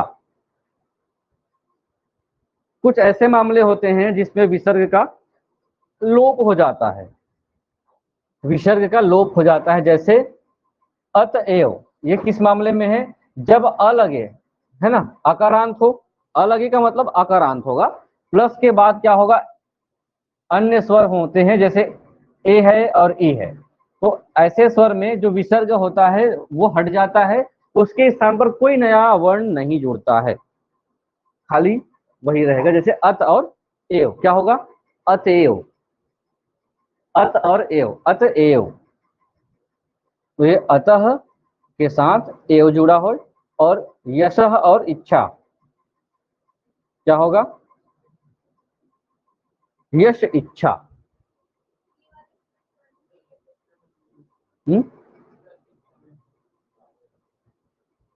ये लगा है ना, ये आ हो गया, आ के बाद ए हो या ई हो, कोई अन्य स्वर है, ये किसी में कॉम्बिनेशन नहीं होगा, इसमें कहीं भी अन्य स्वर लिखा हुआ है का, स्वर के साथ स्वर, लेकिन बीच में जो निशान लग रहा है वो विसर्ग का लग रहा है, अगर विसर्ग नहीं रहता तो स्वर संधि हो जाता। क्लियर है ना?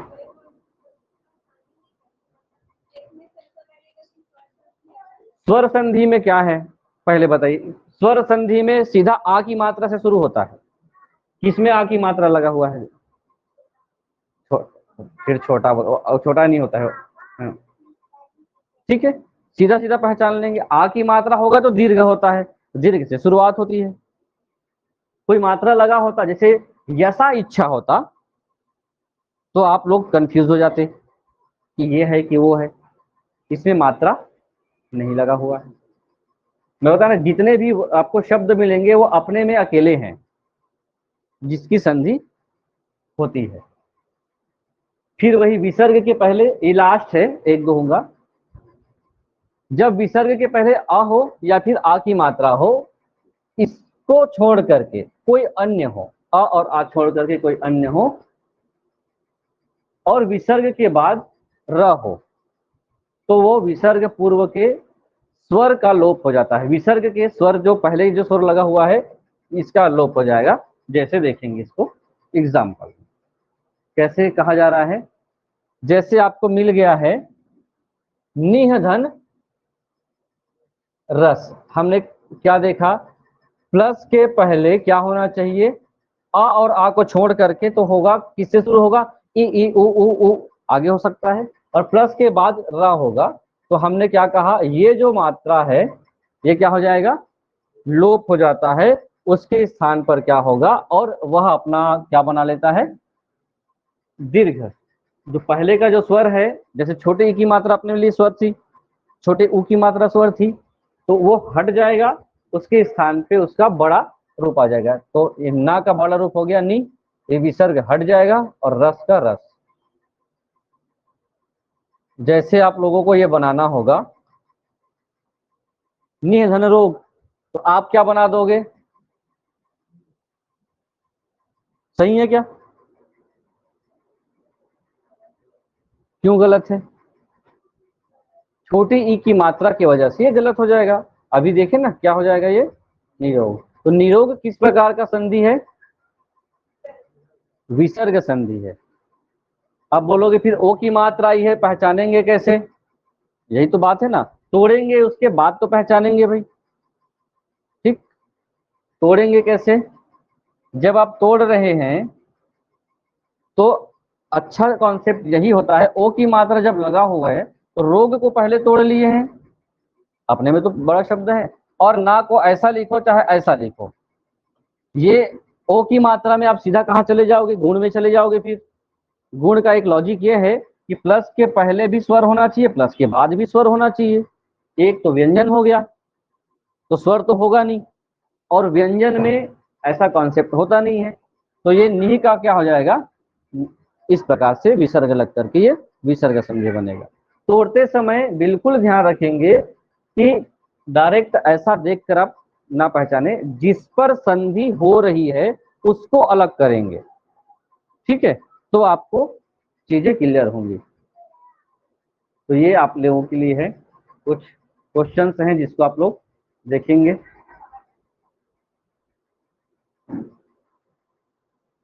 संधि के बाद क्या है टॉपिक अगला, क्या पढ़ेंगे आप?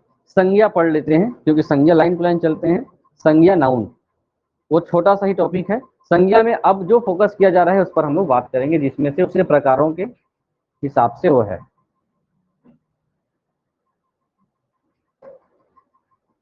तो अभी आप लोगों का एक टॉपिक बचा हुआ था ज्यामिति में, सिलेंडर, जिसको हम लोग क्या बोलते हैं? बेलन। सिंपल कॉन्सेप्ट है, अब तक जितने भी बेलन के प्रश्न आए हैं एकदम कॉमन प्रश्न आए हैं। ठीक, उसको आप लोगों को थोड़ा सा ध्यान रखना पड़ेगा। बेलन, अब बेलन किसको कहते हैं तो ये बताइए।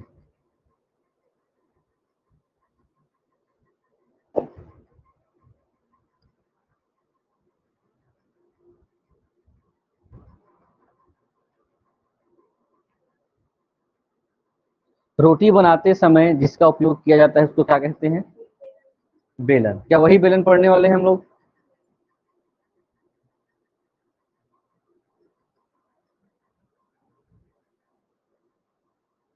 बेलन, आप लोग गैस सिलेंडर देखे हैं ना सभी, किस आकार का है? बेलना का, नाम ही उसका क्या है? सिलेंडर ही है ना, तो उसी को हम लोग बेलन कहते हैं। आप जाएंगे दुकान में, सिलेंडर दुकान भरवाने, तो इस बेलन में तो थोड़ा सा वो कंफ्यूज हो सकता है। पानी बॉटल दिख रहा है आपको, तो उसका थोड़ा सा ऊपर का हिस्सा अगर निकाल दिया जाए तो क्या बन जाएगा? वो बेलन। तो बेलन उस आकृति को कहते हैं, इसमें दो कॉन्सेप्ट होगा। बेलन उस आकृति या उस चित्र को कहेंगे जो किस रूप में होगा, इसमें तो होगा ही, फोटो देखते हैं बेलन का, ये है, ये दिख गया, दिख रहा होगा।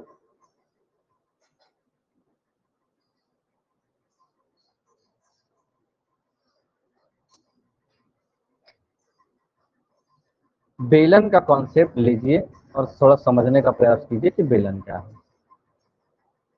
इसमें आपको पहचाना है, एक ऐसी आकृति होगी जिसके ऊपर नीचे आपको क्या दिख रहा है? ऊपर नीचे एक वृत्त दिख रहा होगा आपको। ठीक है, वृत्त दिख रहा है, अर्थात एक ऐसा आपको आकृति के बारे में समझना पड़ेगा जो नीचे भी एक वृत्ताकार आकृति मिल रही है और ऊपर भी एक इस प्रकार से देखने को मिल रहा है जो वृत्ताकार आकृति बन रही है। इसमें यहां से यहां तक की स्थिति को हम लोग बोलते हैं वृत्त की लंबाई। क्या बोलेंगे? यहां से यहां तक की दूरी। आपने यहाँ पे भी एक कॉन्सेप्ट लिया है कि वृत्त के बीच में क्या होता है? केंद्र। वृत्त के बीच में केंद्र होता है, और केंद्र से लेकर यहां तक की दूरी क्या कहलाती है? त्रिज्या कहलाती है। तो यहां से दूरी भी यहां से क्या कहलाएगी? त्रिज्या। एक ऐसी आकृति जो 3D होगी, जिसकी ऊंचाई भी होगी, कुछ गोलाई भी होगी, और क्या होगी? आकृति भी होगी। सूत्र आप लोगों को याद होगा, वृत्त का सूत्र। वृत्त के सूत्र से ही हम लोग बेलन का कॉन्सेप्ट लेना शुरू करते हैं। तो यहाँ से यहाँ तक की दूरी एक ऐसी आकृति की हम लोग बात करेंगे, समझने का प्रयास करेंगे, जो क्या होगा, एक ऊंचाई वाला एक गोलाई का, गोलाई भी होगा ऊपर का हिस्सा, जैसे एक पेपर है, ठीक है। ये एक प्रश्न आया हुआ था कि एक आयताकार एक पेपर है जिसका एक लंबाई है और क्या है, चौड़ाई है 3 सेंटीमीटर, 15 सेंटीमीटर लंबी और 10 सेंटीमीटर चौड़ी। ये क्या है आपके पास, आयताकार कागज है। इस आयताकार कागज को हमने क्या किया, ऐसे मोड़ दिया। मोड़ने के बाद आपको एक नई आकृति मिल गई और वो आकृति कहलाती है बेलन। ठीक, गोल है ये। ऊपर भी एक आपको किस आकृति का दिख रहा है, वृत्त के जैसे, नीचे भी कैसे, वृत्त के जैसे। तो ये जो आकृति बना हुआ है ये उसी का एक रूप है। तो इसमें क्या होगा, एक ऊपर से नीचे इसकी ऊंचाई होगी, जिसको हम लोग क्या बोलते हैं, हाइट। हाइट का मतलब हो गया इसकी ऊंचाई। ऊंचाई को हमेशा किससे दर्शाएंगे, एच से। चूंकि ये नीचे में बना हुआ एक गोला है, गोला नहीं बोल सकते, वृत्त की आकृति है। वृत्त की आकृति में वृत्त का एक क्षेत्रफल होता है, वृत्त भी पढ़े थे ना। वृत्त का क्षेत्रफल कितना होता है, वृत्त का क्षेत्रफल होता है पाई आर का स्क्वायर होता है। तो वृत्त का क्षेत्रफल पाई आर का स्क्वायर का भी आपका काम इसमें आएगा। नीचे में भी कौन सी आकृति है, वृत्त। क्योंकि किसी भी सिलेंडर को अधिकतर नीचे में ऐसे रखा जाता है किसी सरफेस पे, तो इसको आधार माना जाता है। कभी कभी आपको क्या मिल सकता है, एक ठोस वाला मिल सकता है, ठोस बेलन। और कुछ बेलन क्या होते हैं, पूरा खोखला होता है। तो जब भी हम पढ़ेंगे ठोस बेलन के बारे में पढ़ेंगे, उसके सूत्र और उसके तरीके अलग अलग होंगे। त्रिज्या हो गया, वृत्त हो गया, हाइट हो गया। इसी से आपको क्या करना है, प्रश्नों को समझना है। क्या क्या चीजें होती हैं एक बेलन में। पहला होता है बेलन का एक आयतन होता है। आयतन का मतलब है, आप लोगों ने बड़े बड़े बिल्डिंगों में पानी टंकी देखे हैं आप लोग सभी। पानी टंकी अधिकतर किस आकार के होते हैं, ऐसी गोला वाला होता है ना, बेलनाकार का। तो बेलनाकार का मतलब हो गया किसी जगह पे हमने पानी का टंकी रख दिए हैं, नीचे एक आधार है, उसके बाद वो कितनी ऊंचाई है, अर्थात इसमें हम पानी भरते हैं तो कितना पानी भर सकते हैं, इसका आयतन होता है। आप इमेजिन करिए, घर की टंकी में पानी भरेंगे तो कितना पानी आ सकता है, तो जितना उसमें समा सकता होगा। घन के मामले में भी हम लोगों ने क्या किया, अंदर में जितने चीजें आती हैं वो उसका आयतन कहलाता है। घनाभ में भी जितनी चीजें उसमें आती हैं आयतन कहलाता है। तो बेलन भी वही आकृति है, इसमें जितनी चीजें आ सकती हैं यहाँ से लेकर यहाँ तक पैक, वो उसका क्या कहलाएगा, आयतन कहलाएगा। तो एक बेलन के आयतन को हम लोग निकालने के लिए वो कितने एरिया में उस जगह को, वृत्ताकार क्षेत्र को कवर किया है ना, रखेंगे ना, तो उस एरिया को क्या करेगा, कवर करेगा। तो उस एरिया अर्थात क्षेत्रफल कौन सी आकृति का बना था, भी वृत्त की आकृति का बना था। तो ये जो एरिया है इसका माप निकालते हैं और वो कितना ऊपर है उसको निकालते हैं। तो जितना ऊपर होगा और जितना उसका क्या होगा, वृत्त के अंदर का बोल सकते हैं क्षेत्रफल। ठीक, तो उसके हिसाब से हम लोग क्या करते हैं, उसका आयतन निकालते हैं। तो बेलन का आयतन क्या होता है, यही होता है ना।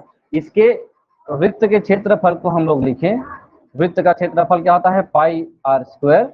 और कितना ऊंचा है, कितना पानी भर सकते हैं, तो जितनी ऊंचाई होगी उसका हम लोग इसमें इंटू कर देंगे। तो इसको हम इस भाषा में लिखें, आधार का क्षेत्रफल, आधार का क्षेत्रफल मतलब पानी की टंकी कितने क्षेत्रफल का है और वो कितना ऊंचा है, दोनों का हम गुणा करें तो क्या निकल जाएगा, उसका वॉल्यूम, आयतन निकल जाता है। दो चीज और इस पे होता है, याद होगा आप लोग तो बताएंगे, नहीं तो मैं लिखूंगा ही।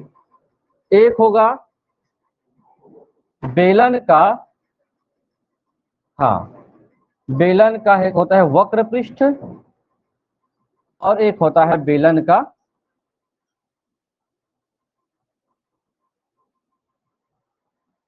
संपूर्ण पृष्ठ।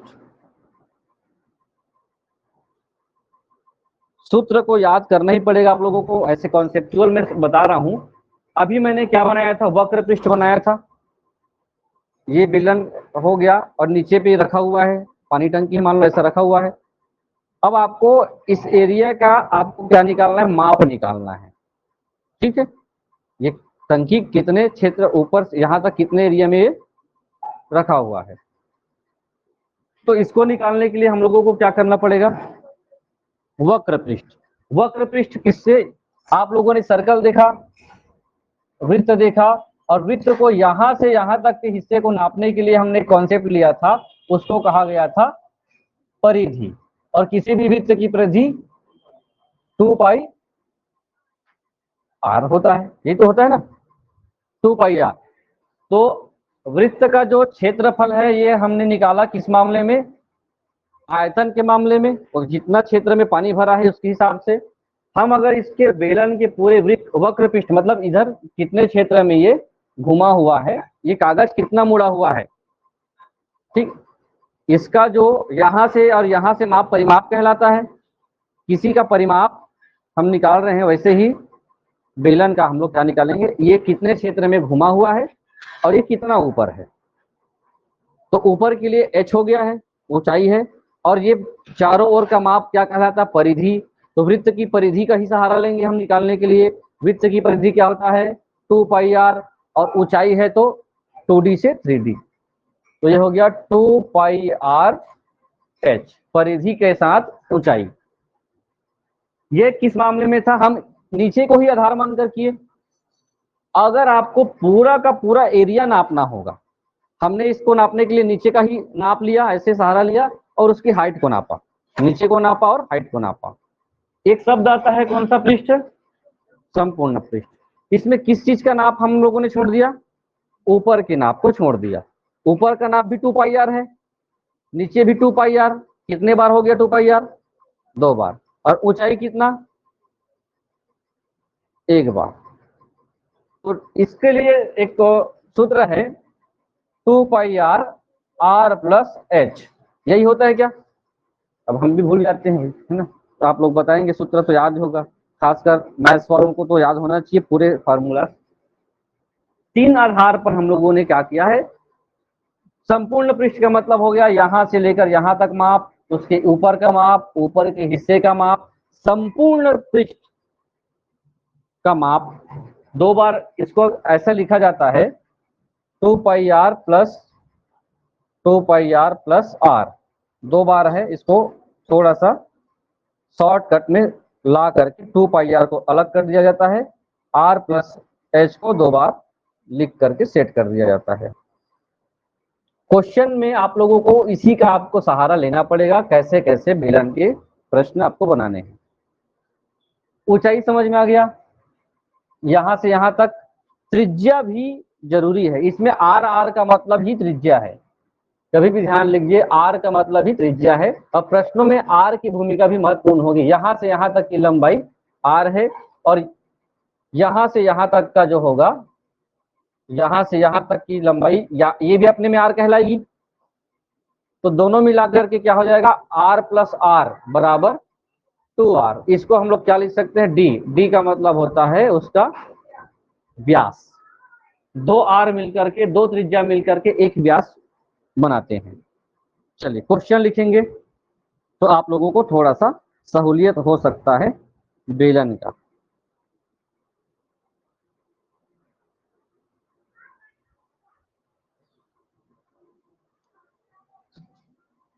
क्वेश्चन है, एक बेलन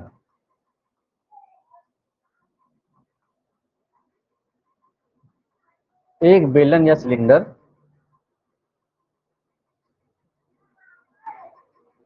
जो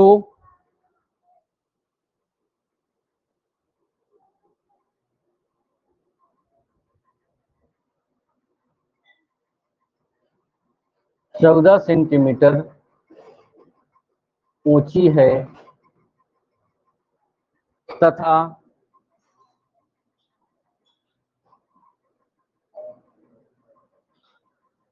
व्यास 28 सेंटीमीटर है। ये 14 नहीं, इसको सुधार लेंगे, 10 है, ये गड़बड़ हो गया, 10 सेंटीमीटर है और व्यास इसका 28 सेंटीमीटर है। तो उसका आयतन क्या है,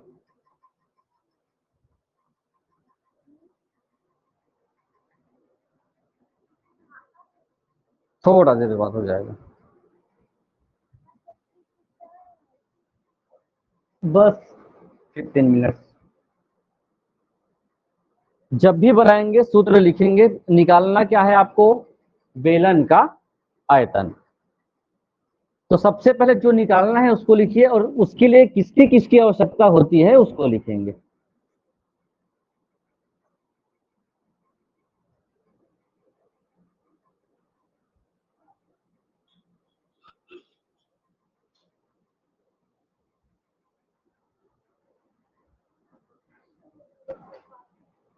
हाँ, 61-60 है ना, क्योंकि ये 14 में फिर 22 के साथ ये पहले कटेगा, उसके बाद गुना हो जाएगा। एक बना दें क्या, जब भी आप लोगों को एक कॉन्सेप्ट है, जब भी आप लोगों को बनाना होगा चित्र बनाएंगे, बिल्कुल चित्र बनाएंगे तो आपका काम बन सकता है। एक बेलन ऐसे, चित्र कैसे बनाएंगे, ऐसे दोनों तरफ गोला बना लीजिए और एक ऐसे लाइन खींच लीजिए। हमने अभी इसका परिचय देखा है, ये आर यहां से यहां तक की दूरी है, आर बराबर क्या हो गया 14। 14 क्यों, क्योंकि व्यास, व्यास कहा गया है, व्यास बोला गया था 28 है ना। तो बेलन का व्यास हमने दिया है, बेलन का व्यास डी बराबर है 28। क्योंकि हमको निकालना क्या है, तो त्रिज्या आर बराबर हो जाएगा 14, आधा हो जाएगा। ये पूरा व्यास 28 है, तो त्रिज्या कितनी हो जाएगी 4। यहां से यहां तक ऊंचाई कितनी है, 10 सेंटीमीटर ऊंची है। वैसे रियल में ऐसा इमेज नहीं बनेगा उसका, ऐसा इमेज बनेगा क्या बताइए, लॉजिकली बताइए। आपको इस माप के हिसाब से इमेज बनाना हो तो कैसे बनेगा भाई, ये ऑलरेडी 28 है तो ये 14 हो गया, तो यहाँ पर ये यहां से यहां तक 10 ही रखना पड़ेगा, ऐसा ही बनेगा कुछ। ये ज्यादा है, लेकिन आप लोगों को इसको ध्यान देना है। गुणा भाग का आपको काम करना पड़ेगा। ऊंचाई कितनी है, ऊंचाई h बराबर, ये जो आप लोगों को r और h जो मैं लिख रहा हूं ये आप लोगों को करना ही है। किसको क्या, क्योंकि सूत्र आपको क्या है इसी रूप में मिलेगा, 10 सेंटीमीटर 14 सेंट आयतन क्यूब में, घन में, पावर 3 लगाएंगे। अब बेलन का आयतन निकालना हो तो जिसके लिए जो जो आवश्यकता है वो आपके पास है या नहीं, इसको पहले चेक करिए। बेलन के आयतन का सूत्र हो गया पाई आर का वर्ग और h। पाई के लिए हमने देखा है, पाई का मान होता है 22/7। पाई का मान क्या होगा हमेशा 22/7। कुछ मामलों में आपको पाई का, कुछ मामलों में 3.14 का भी प्रयोग करना पड़ सकता है, तो वो भी इसके हिसाब से देखेंगे। आयतन हो गया, पाई का मान क्या लिखेंगे 22/7। आर का मान हमने निकाल लिया है, क्योंकि व्यास 28 था, त्रिज्या 14 हो गया है, तो 14 को 2 बार लिख लीजिए सहूलियत के हिसाब से, वर्ग है ना ये, और लास्ट में बचा 10। यहां से कट जाएगा 7 एकम 7 और 7 दूनी 14। मुख्य कार्य है आपका गुणा करना, या हम सीधा सीधा 280 भी लिख देंगे, 14 दूनी 28 और 280, 22 अट्ठे, 22 का पहाड़ा भी याद होगा तो अच्छी बात है। 22 अट्ठे कितना होता है, मेरे क्या मालूम, मैं थोड़ी पढ़ाई करते हैं बोल। 61-60 सेंटीमीटर की घात में 3। ठीक, प्रश्न ऐसा नहीं है, मैं आपको पहला प्रश्न ही ऐसा दे रहा हूं। प्रश्न ये था, एक सिलेंडर है जिसकी जो ऊंचाई है वो 10 इंच है, ये आया है, ठीक है। अब इंच को कन्वर्ट करने का मामला था, तो अभी कम से कम पता चला कल से आओगे नहीं फिर ऐसे में, तो शुरुआत इसी से करते हैं, बेसिक से। लिख लिए क्या, चलिए एक प्रश्न है, ये आपकी सीजी टेट 2022 में आया हुआ है, उसको बनाएंगे। यदि 14 सेंटीमीटर ऊंचाई वाले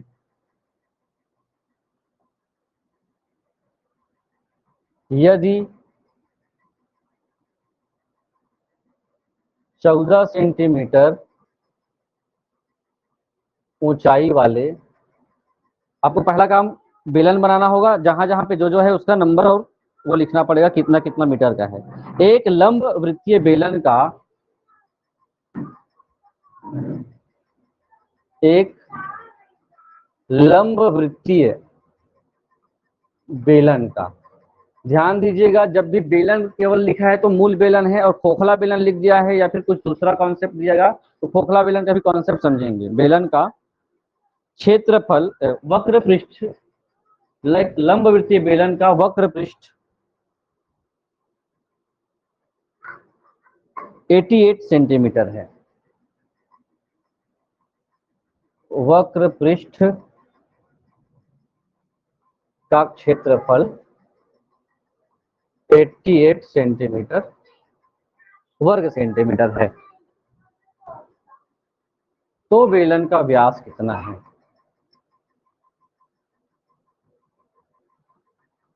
कॉन्सेप्चुअल है, और ये आप लोगों के एग्जाम में ऐसा ही प्रश्न बनेगा, बहुत ज्यादा परेशान करने वाला नहीं होगा। बेलन का व्यास कितना है?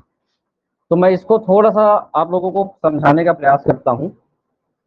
प्रश्न में क्या बोला गया है?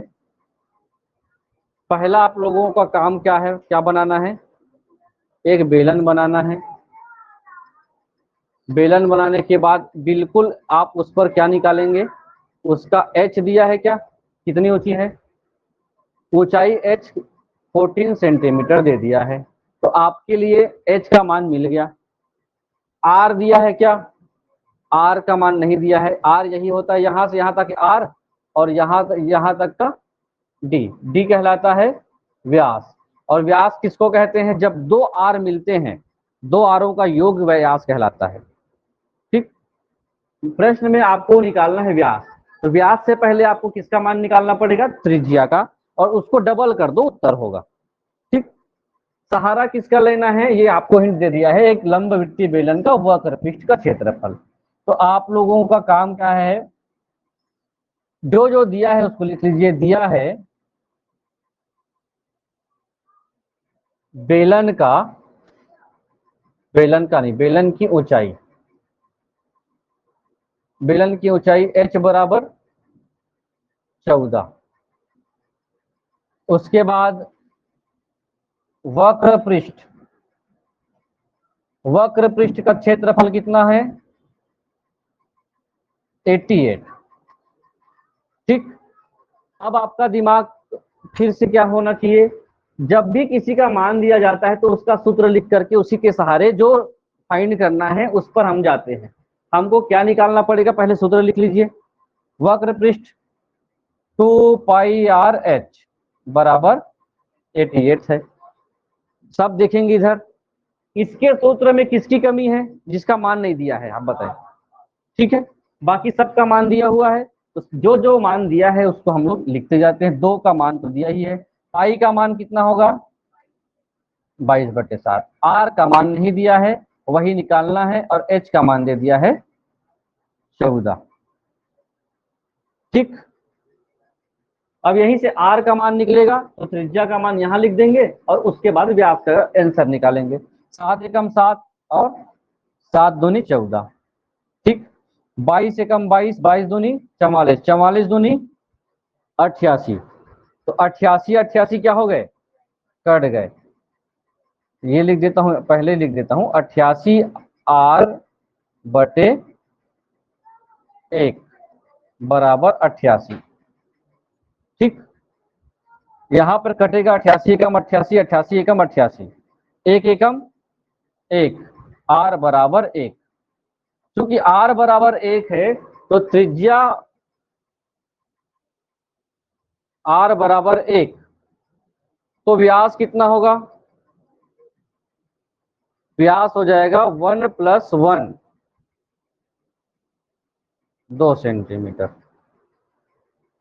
एक के सहारे दूसरे का आपको आंसर निकालना होगा। सीधा सीधा प्रश्न आपको शायद ही मिलेगा, एक के सहारे दूसरा, या कुछ ऐसा कॉन्सेप्ट दिया रहेगा जो आपको बनाना होगा।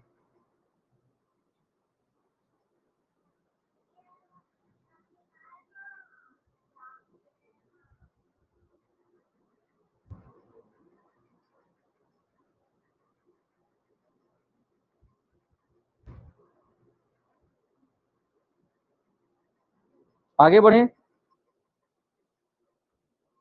जल्दी से इसको आप लोग लिखते जाइए। हो गया होगा तो आप लोग का हो गया। क्वेश्चन लिखेंगे।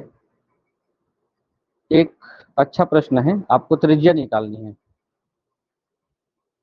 एक लंब वृत्तीय, एक लंब वृत्तीय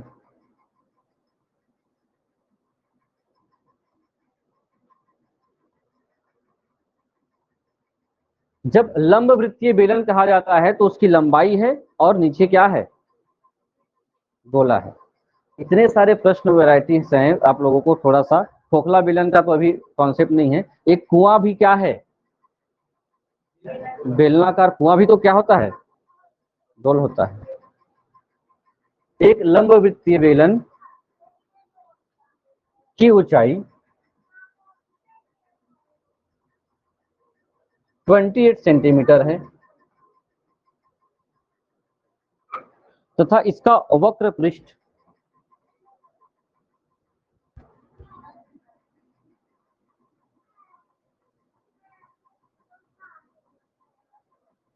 44 सेंटीमीटर वर्ग है। इसके आधार की त्रिज्या बताइए। ये उससे सरल है।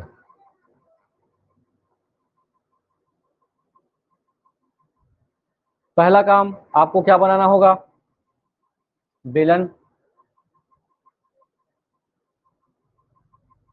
उसके बाद उसमें क्या बनाना है, h बराबर क्या दे दिया है, 28। r का मान ही तो निकालना है। सहारा किसका लेना है, वक्र पृष्ठ का। वक्र पृष्ठ का सूत्र क्या है,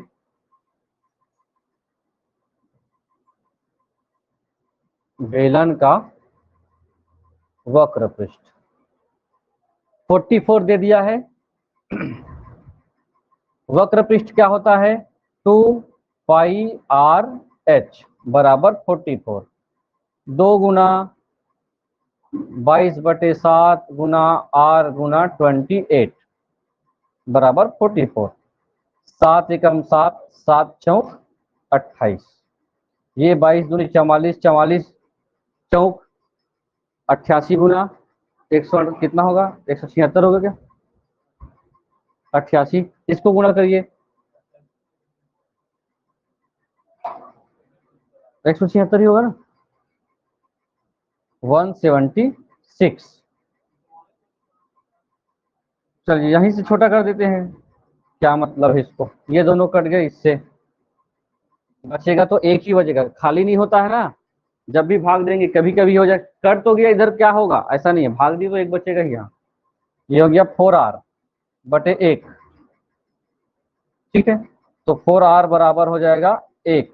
तो r बराबर क्या हो जाएगा, 1/4। तो इसका r का मान, त्रिज्या का मान कितना हो जाएगा, 1/4। अगर ऑप्शन में ऐसा होगा तो ऐसा भी लिख सकते हो, 1.25। वो ऑप्शन ऊपर डिपेंड करता है कि आपको भिन्न में दिया है या दशमलव में दिया है। जब भी ऐसा दिया रहेगा, हो सकता है आपको इस पाई के बदले 3.14 का भी सहारा लेना पड़े, जब ऑप्शन ऐसे दशमलव में आएंगे तो। लेकिन ऑप्शन अगर आपके आंसर ऑप्शन इसमें है, भिन्न में है, तो उसी का हम लोग क्या करते हैं, सहारा लेते हैं। ठीक, ये क्यों मिट गया, हो गया ना, बैठा है क्या इनका। आगे देखेंगे, एक प्रश्न और देख लीजिए।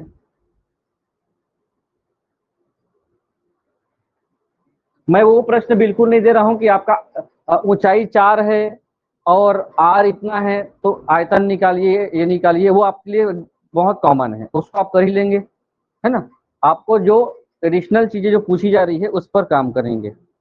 तो एक प्रश्न है, ये अंतिम प्रश्न है। अभी मैंने एक एग्जाम्पल बताया था कि एक कागज का टुकड़ा है उसको लिखेंगे। एक आयताकार कागज के टुकड़े को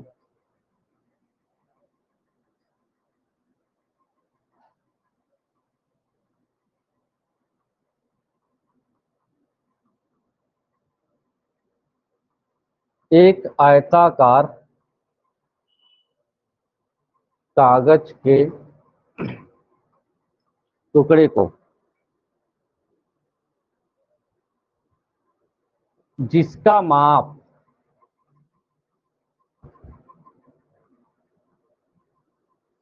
22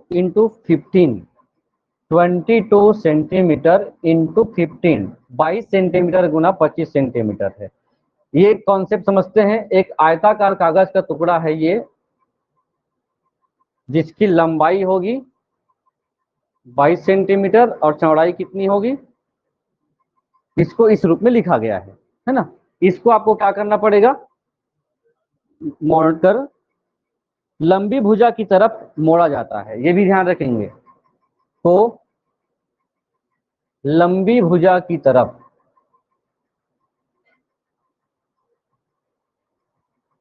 ये बिल्कुल कंसेप्चुअल है, इसलिए पहले ये बना दिया हूं। लंबी भुजा की तरफ मतलब जो लंबा है ऐसा ही मोड़ा जाएगा, है ना।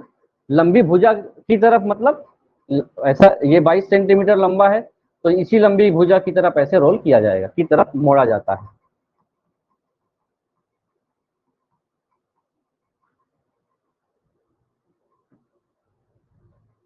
इस तरह बने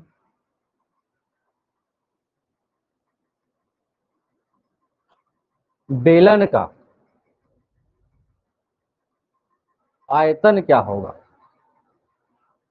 आयतन होगा क्वेश्चन मार्क, और ब्रैकेट में यहां पर प्रश्न में लिखा हुआ है, क्योंकि व्यापम में ये प्रश्न आया हुआ है लगभग में, तो हो सकता है एग्जैक्ट मान ना आकर के संभावित मान आए। तो ऑप्शन भी मैं लिख देता हूं ताकि आप लोग इसके आसपास भी पहुंचते हैं तो आपके लिए काम का हो सकता है।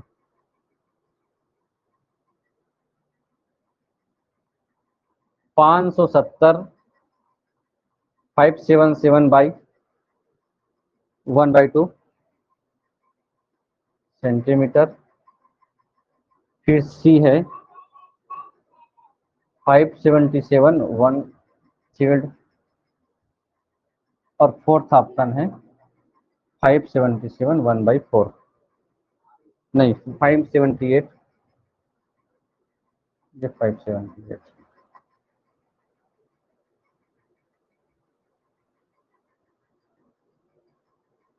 कोशिश करेंगे।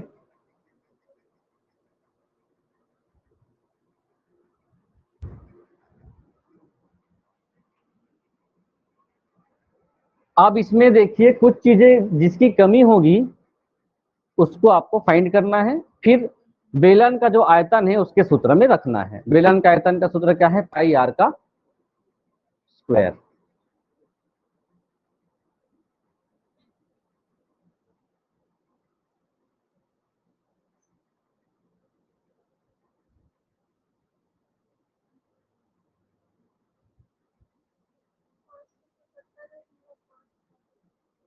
ऑप्शन में आएगा सेकेंड, हाफ है तो 5 है, मतलब देखें नहीं बन पा रहा होगा तो कॉन्सेप्ट, ये कॉन्सेप्चुअल है और ये संभावना ही रहती है कि ऐसे प्रश्न बनने का। आप, मैं जो कागज आपको बता रहा था वो कहाँ है, ये एक क्या है, आयताकार कागज।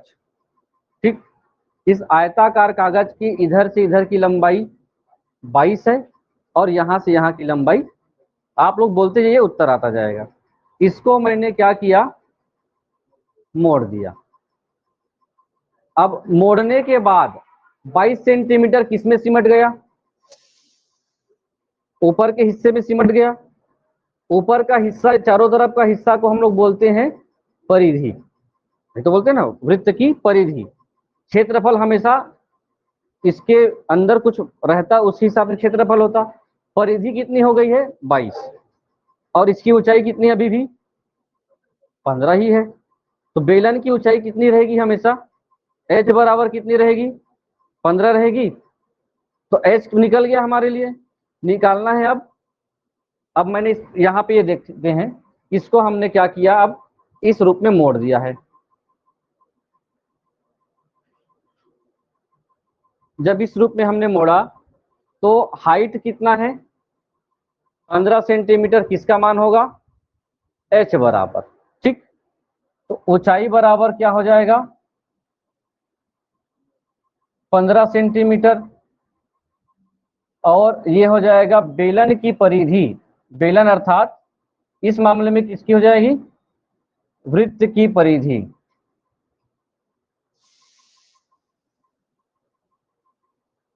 बराबर हो जाएगा कागज की लंबाई, ठीक। क्लियर है, कागज की लंबाई कितनी है 22 सेंटीमीटर, और परिधि हो जाएगा वृत्त की परिधि क्या होता है 2πr, तो 2 गुना 22/7 गुना r बराबर 22, ये आपस में 22 कट गए हैं, 2r बराबर 7 बराबर 1, तो r बराबर क्या हो जाएगा r बराबर होगा 7/2, त्रिज्या मिल गया हमको, ठीक है। ऊंचाई h मिल गया है हमको, यहां से त्रिज्या कितना आया r बराबर आया 7/2। अब हमको क्या निकालना होगा, जो प्रश्न पूछा गया है उस हिसाब से आयतन निकालना है। बेलन का आयतन, आयतन कितना होगा पाई r का वर्ग और h, पाई का मान 22/7, r का मान कितना आया है 7/2, कितने बार है 2 बार, तो 2 बार 7/2 लिख दीजिए। ऊंचाई हमने 15 मान के रखा ही है, 7 और 7 ये कट गए, 2 से ये कट जाएगा, 11 दूनी 22, अब कुछ कटने की संभावना नहीं है क्योंकि तीनों विषम है और नीचे एक सम है, तो 11 का गुना 15 से, 15 का गुना 7 से कितना होगा, किए थे क्या आप लोग बताइए, 11 7 77 और 77 का गुना 15 से कितना 1155, नीचे में एक मात्र बचा है 2, ठीक। इसको हम लोग अगर आधा करें, 1155 को आधा करने पर हमको मिल रहा है 577 और हाफ, या 0.5 भी मिला होगा तब भी वही है, तो इसका क्षेत्रफल हो गया सेंटीमीटर में ये। तो ऐसे प्रश्न हो सकता है ये आप लोगों के लिए ये आप कठिन हो, और कुछ ऐसे शब्द आ सकते हैं जो सीधा सीधा बिना किसी किसके दशमलव पॉइंट के आपका उत्तर मिले। तो ये बेलन के बेसिक प्रश्न है, थोड़ा सा इस पे थोड़ा एडवांस प्रश्न और करेंगे हम लोग कल, ताकि आप लोगों को कंफर्म हो जाए, इसके सूत्र को याद करके आपको आना है, ताकि आपके सवाल, क्योंकि बिना फार्मूले के सवाल नहीं बनेंगे, आप लोगों को मैथ्स के जितने भी संभावित सूत्र हैं वो आपको बताया जा रहा है, उसका भी आप लोगों को ध्यान रखना पड़ेगा, ठीक। कल आइए फिर, कल आप लोगों को नाउन या संज्ञा बताया जाएगा।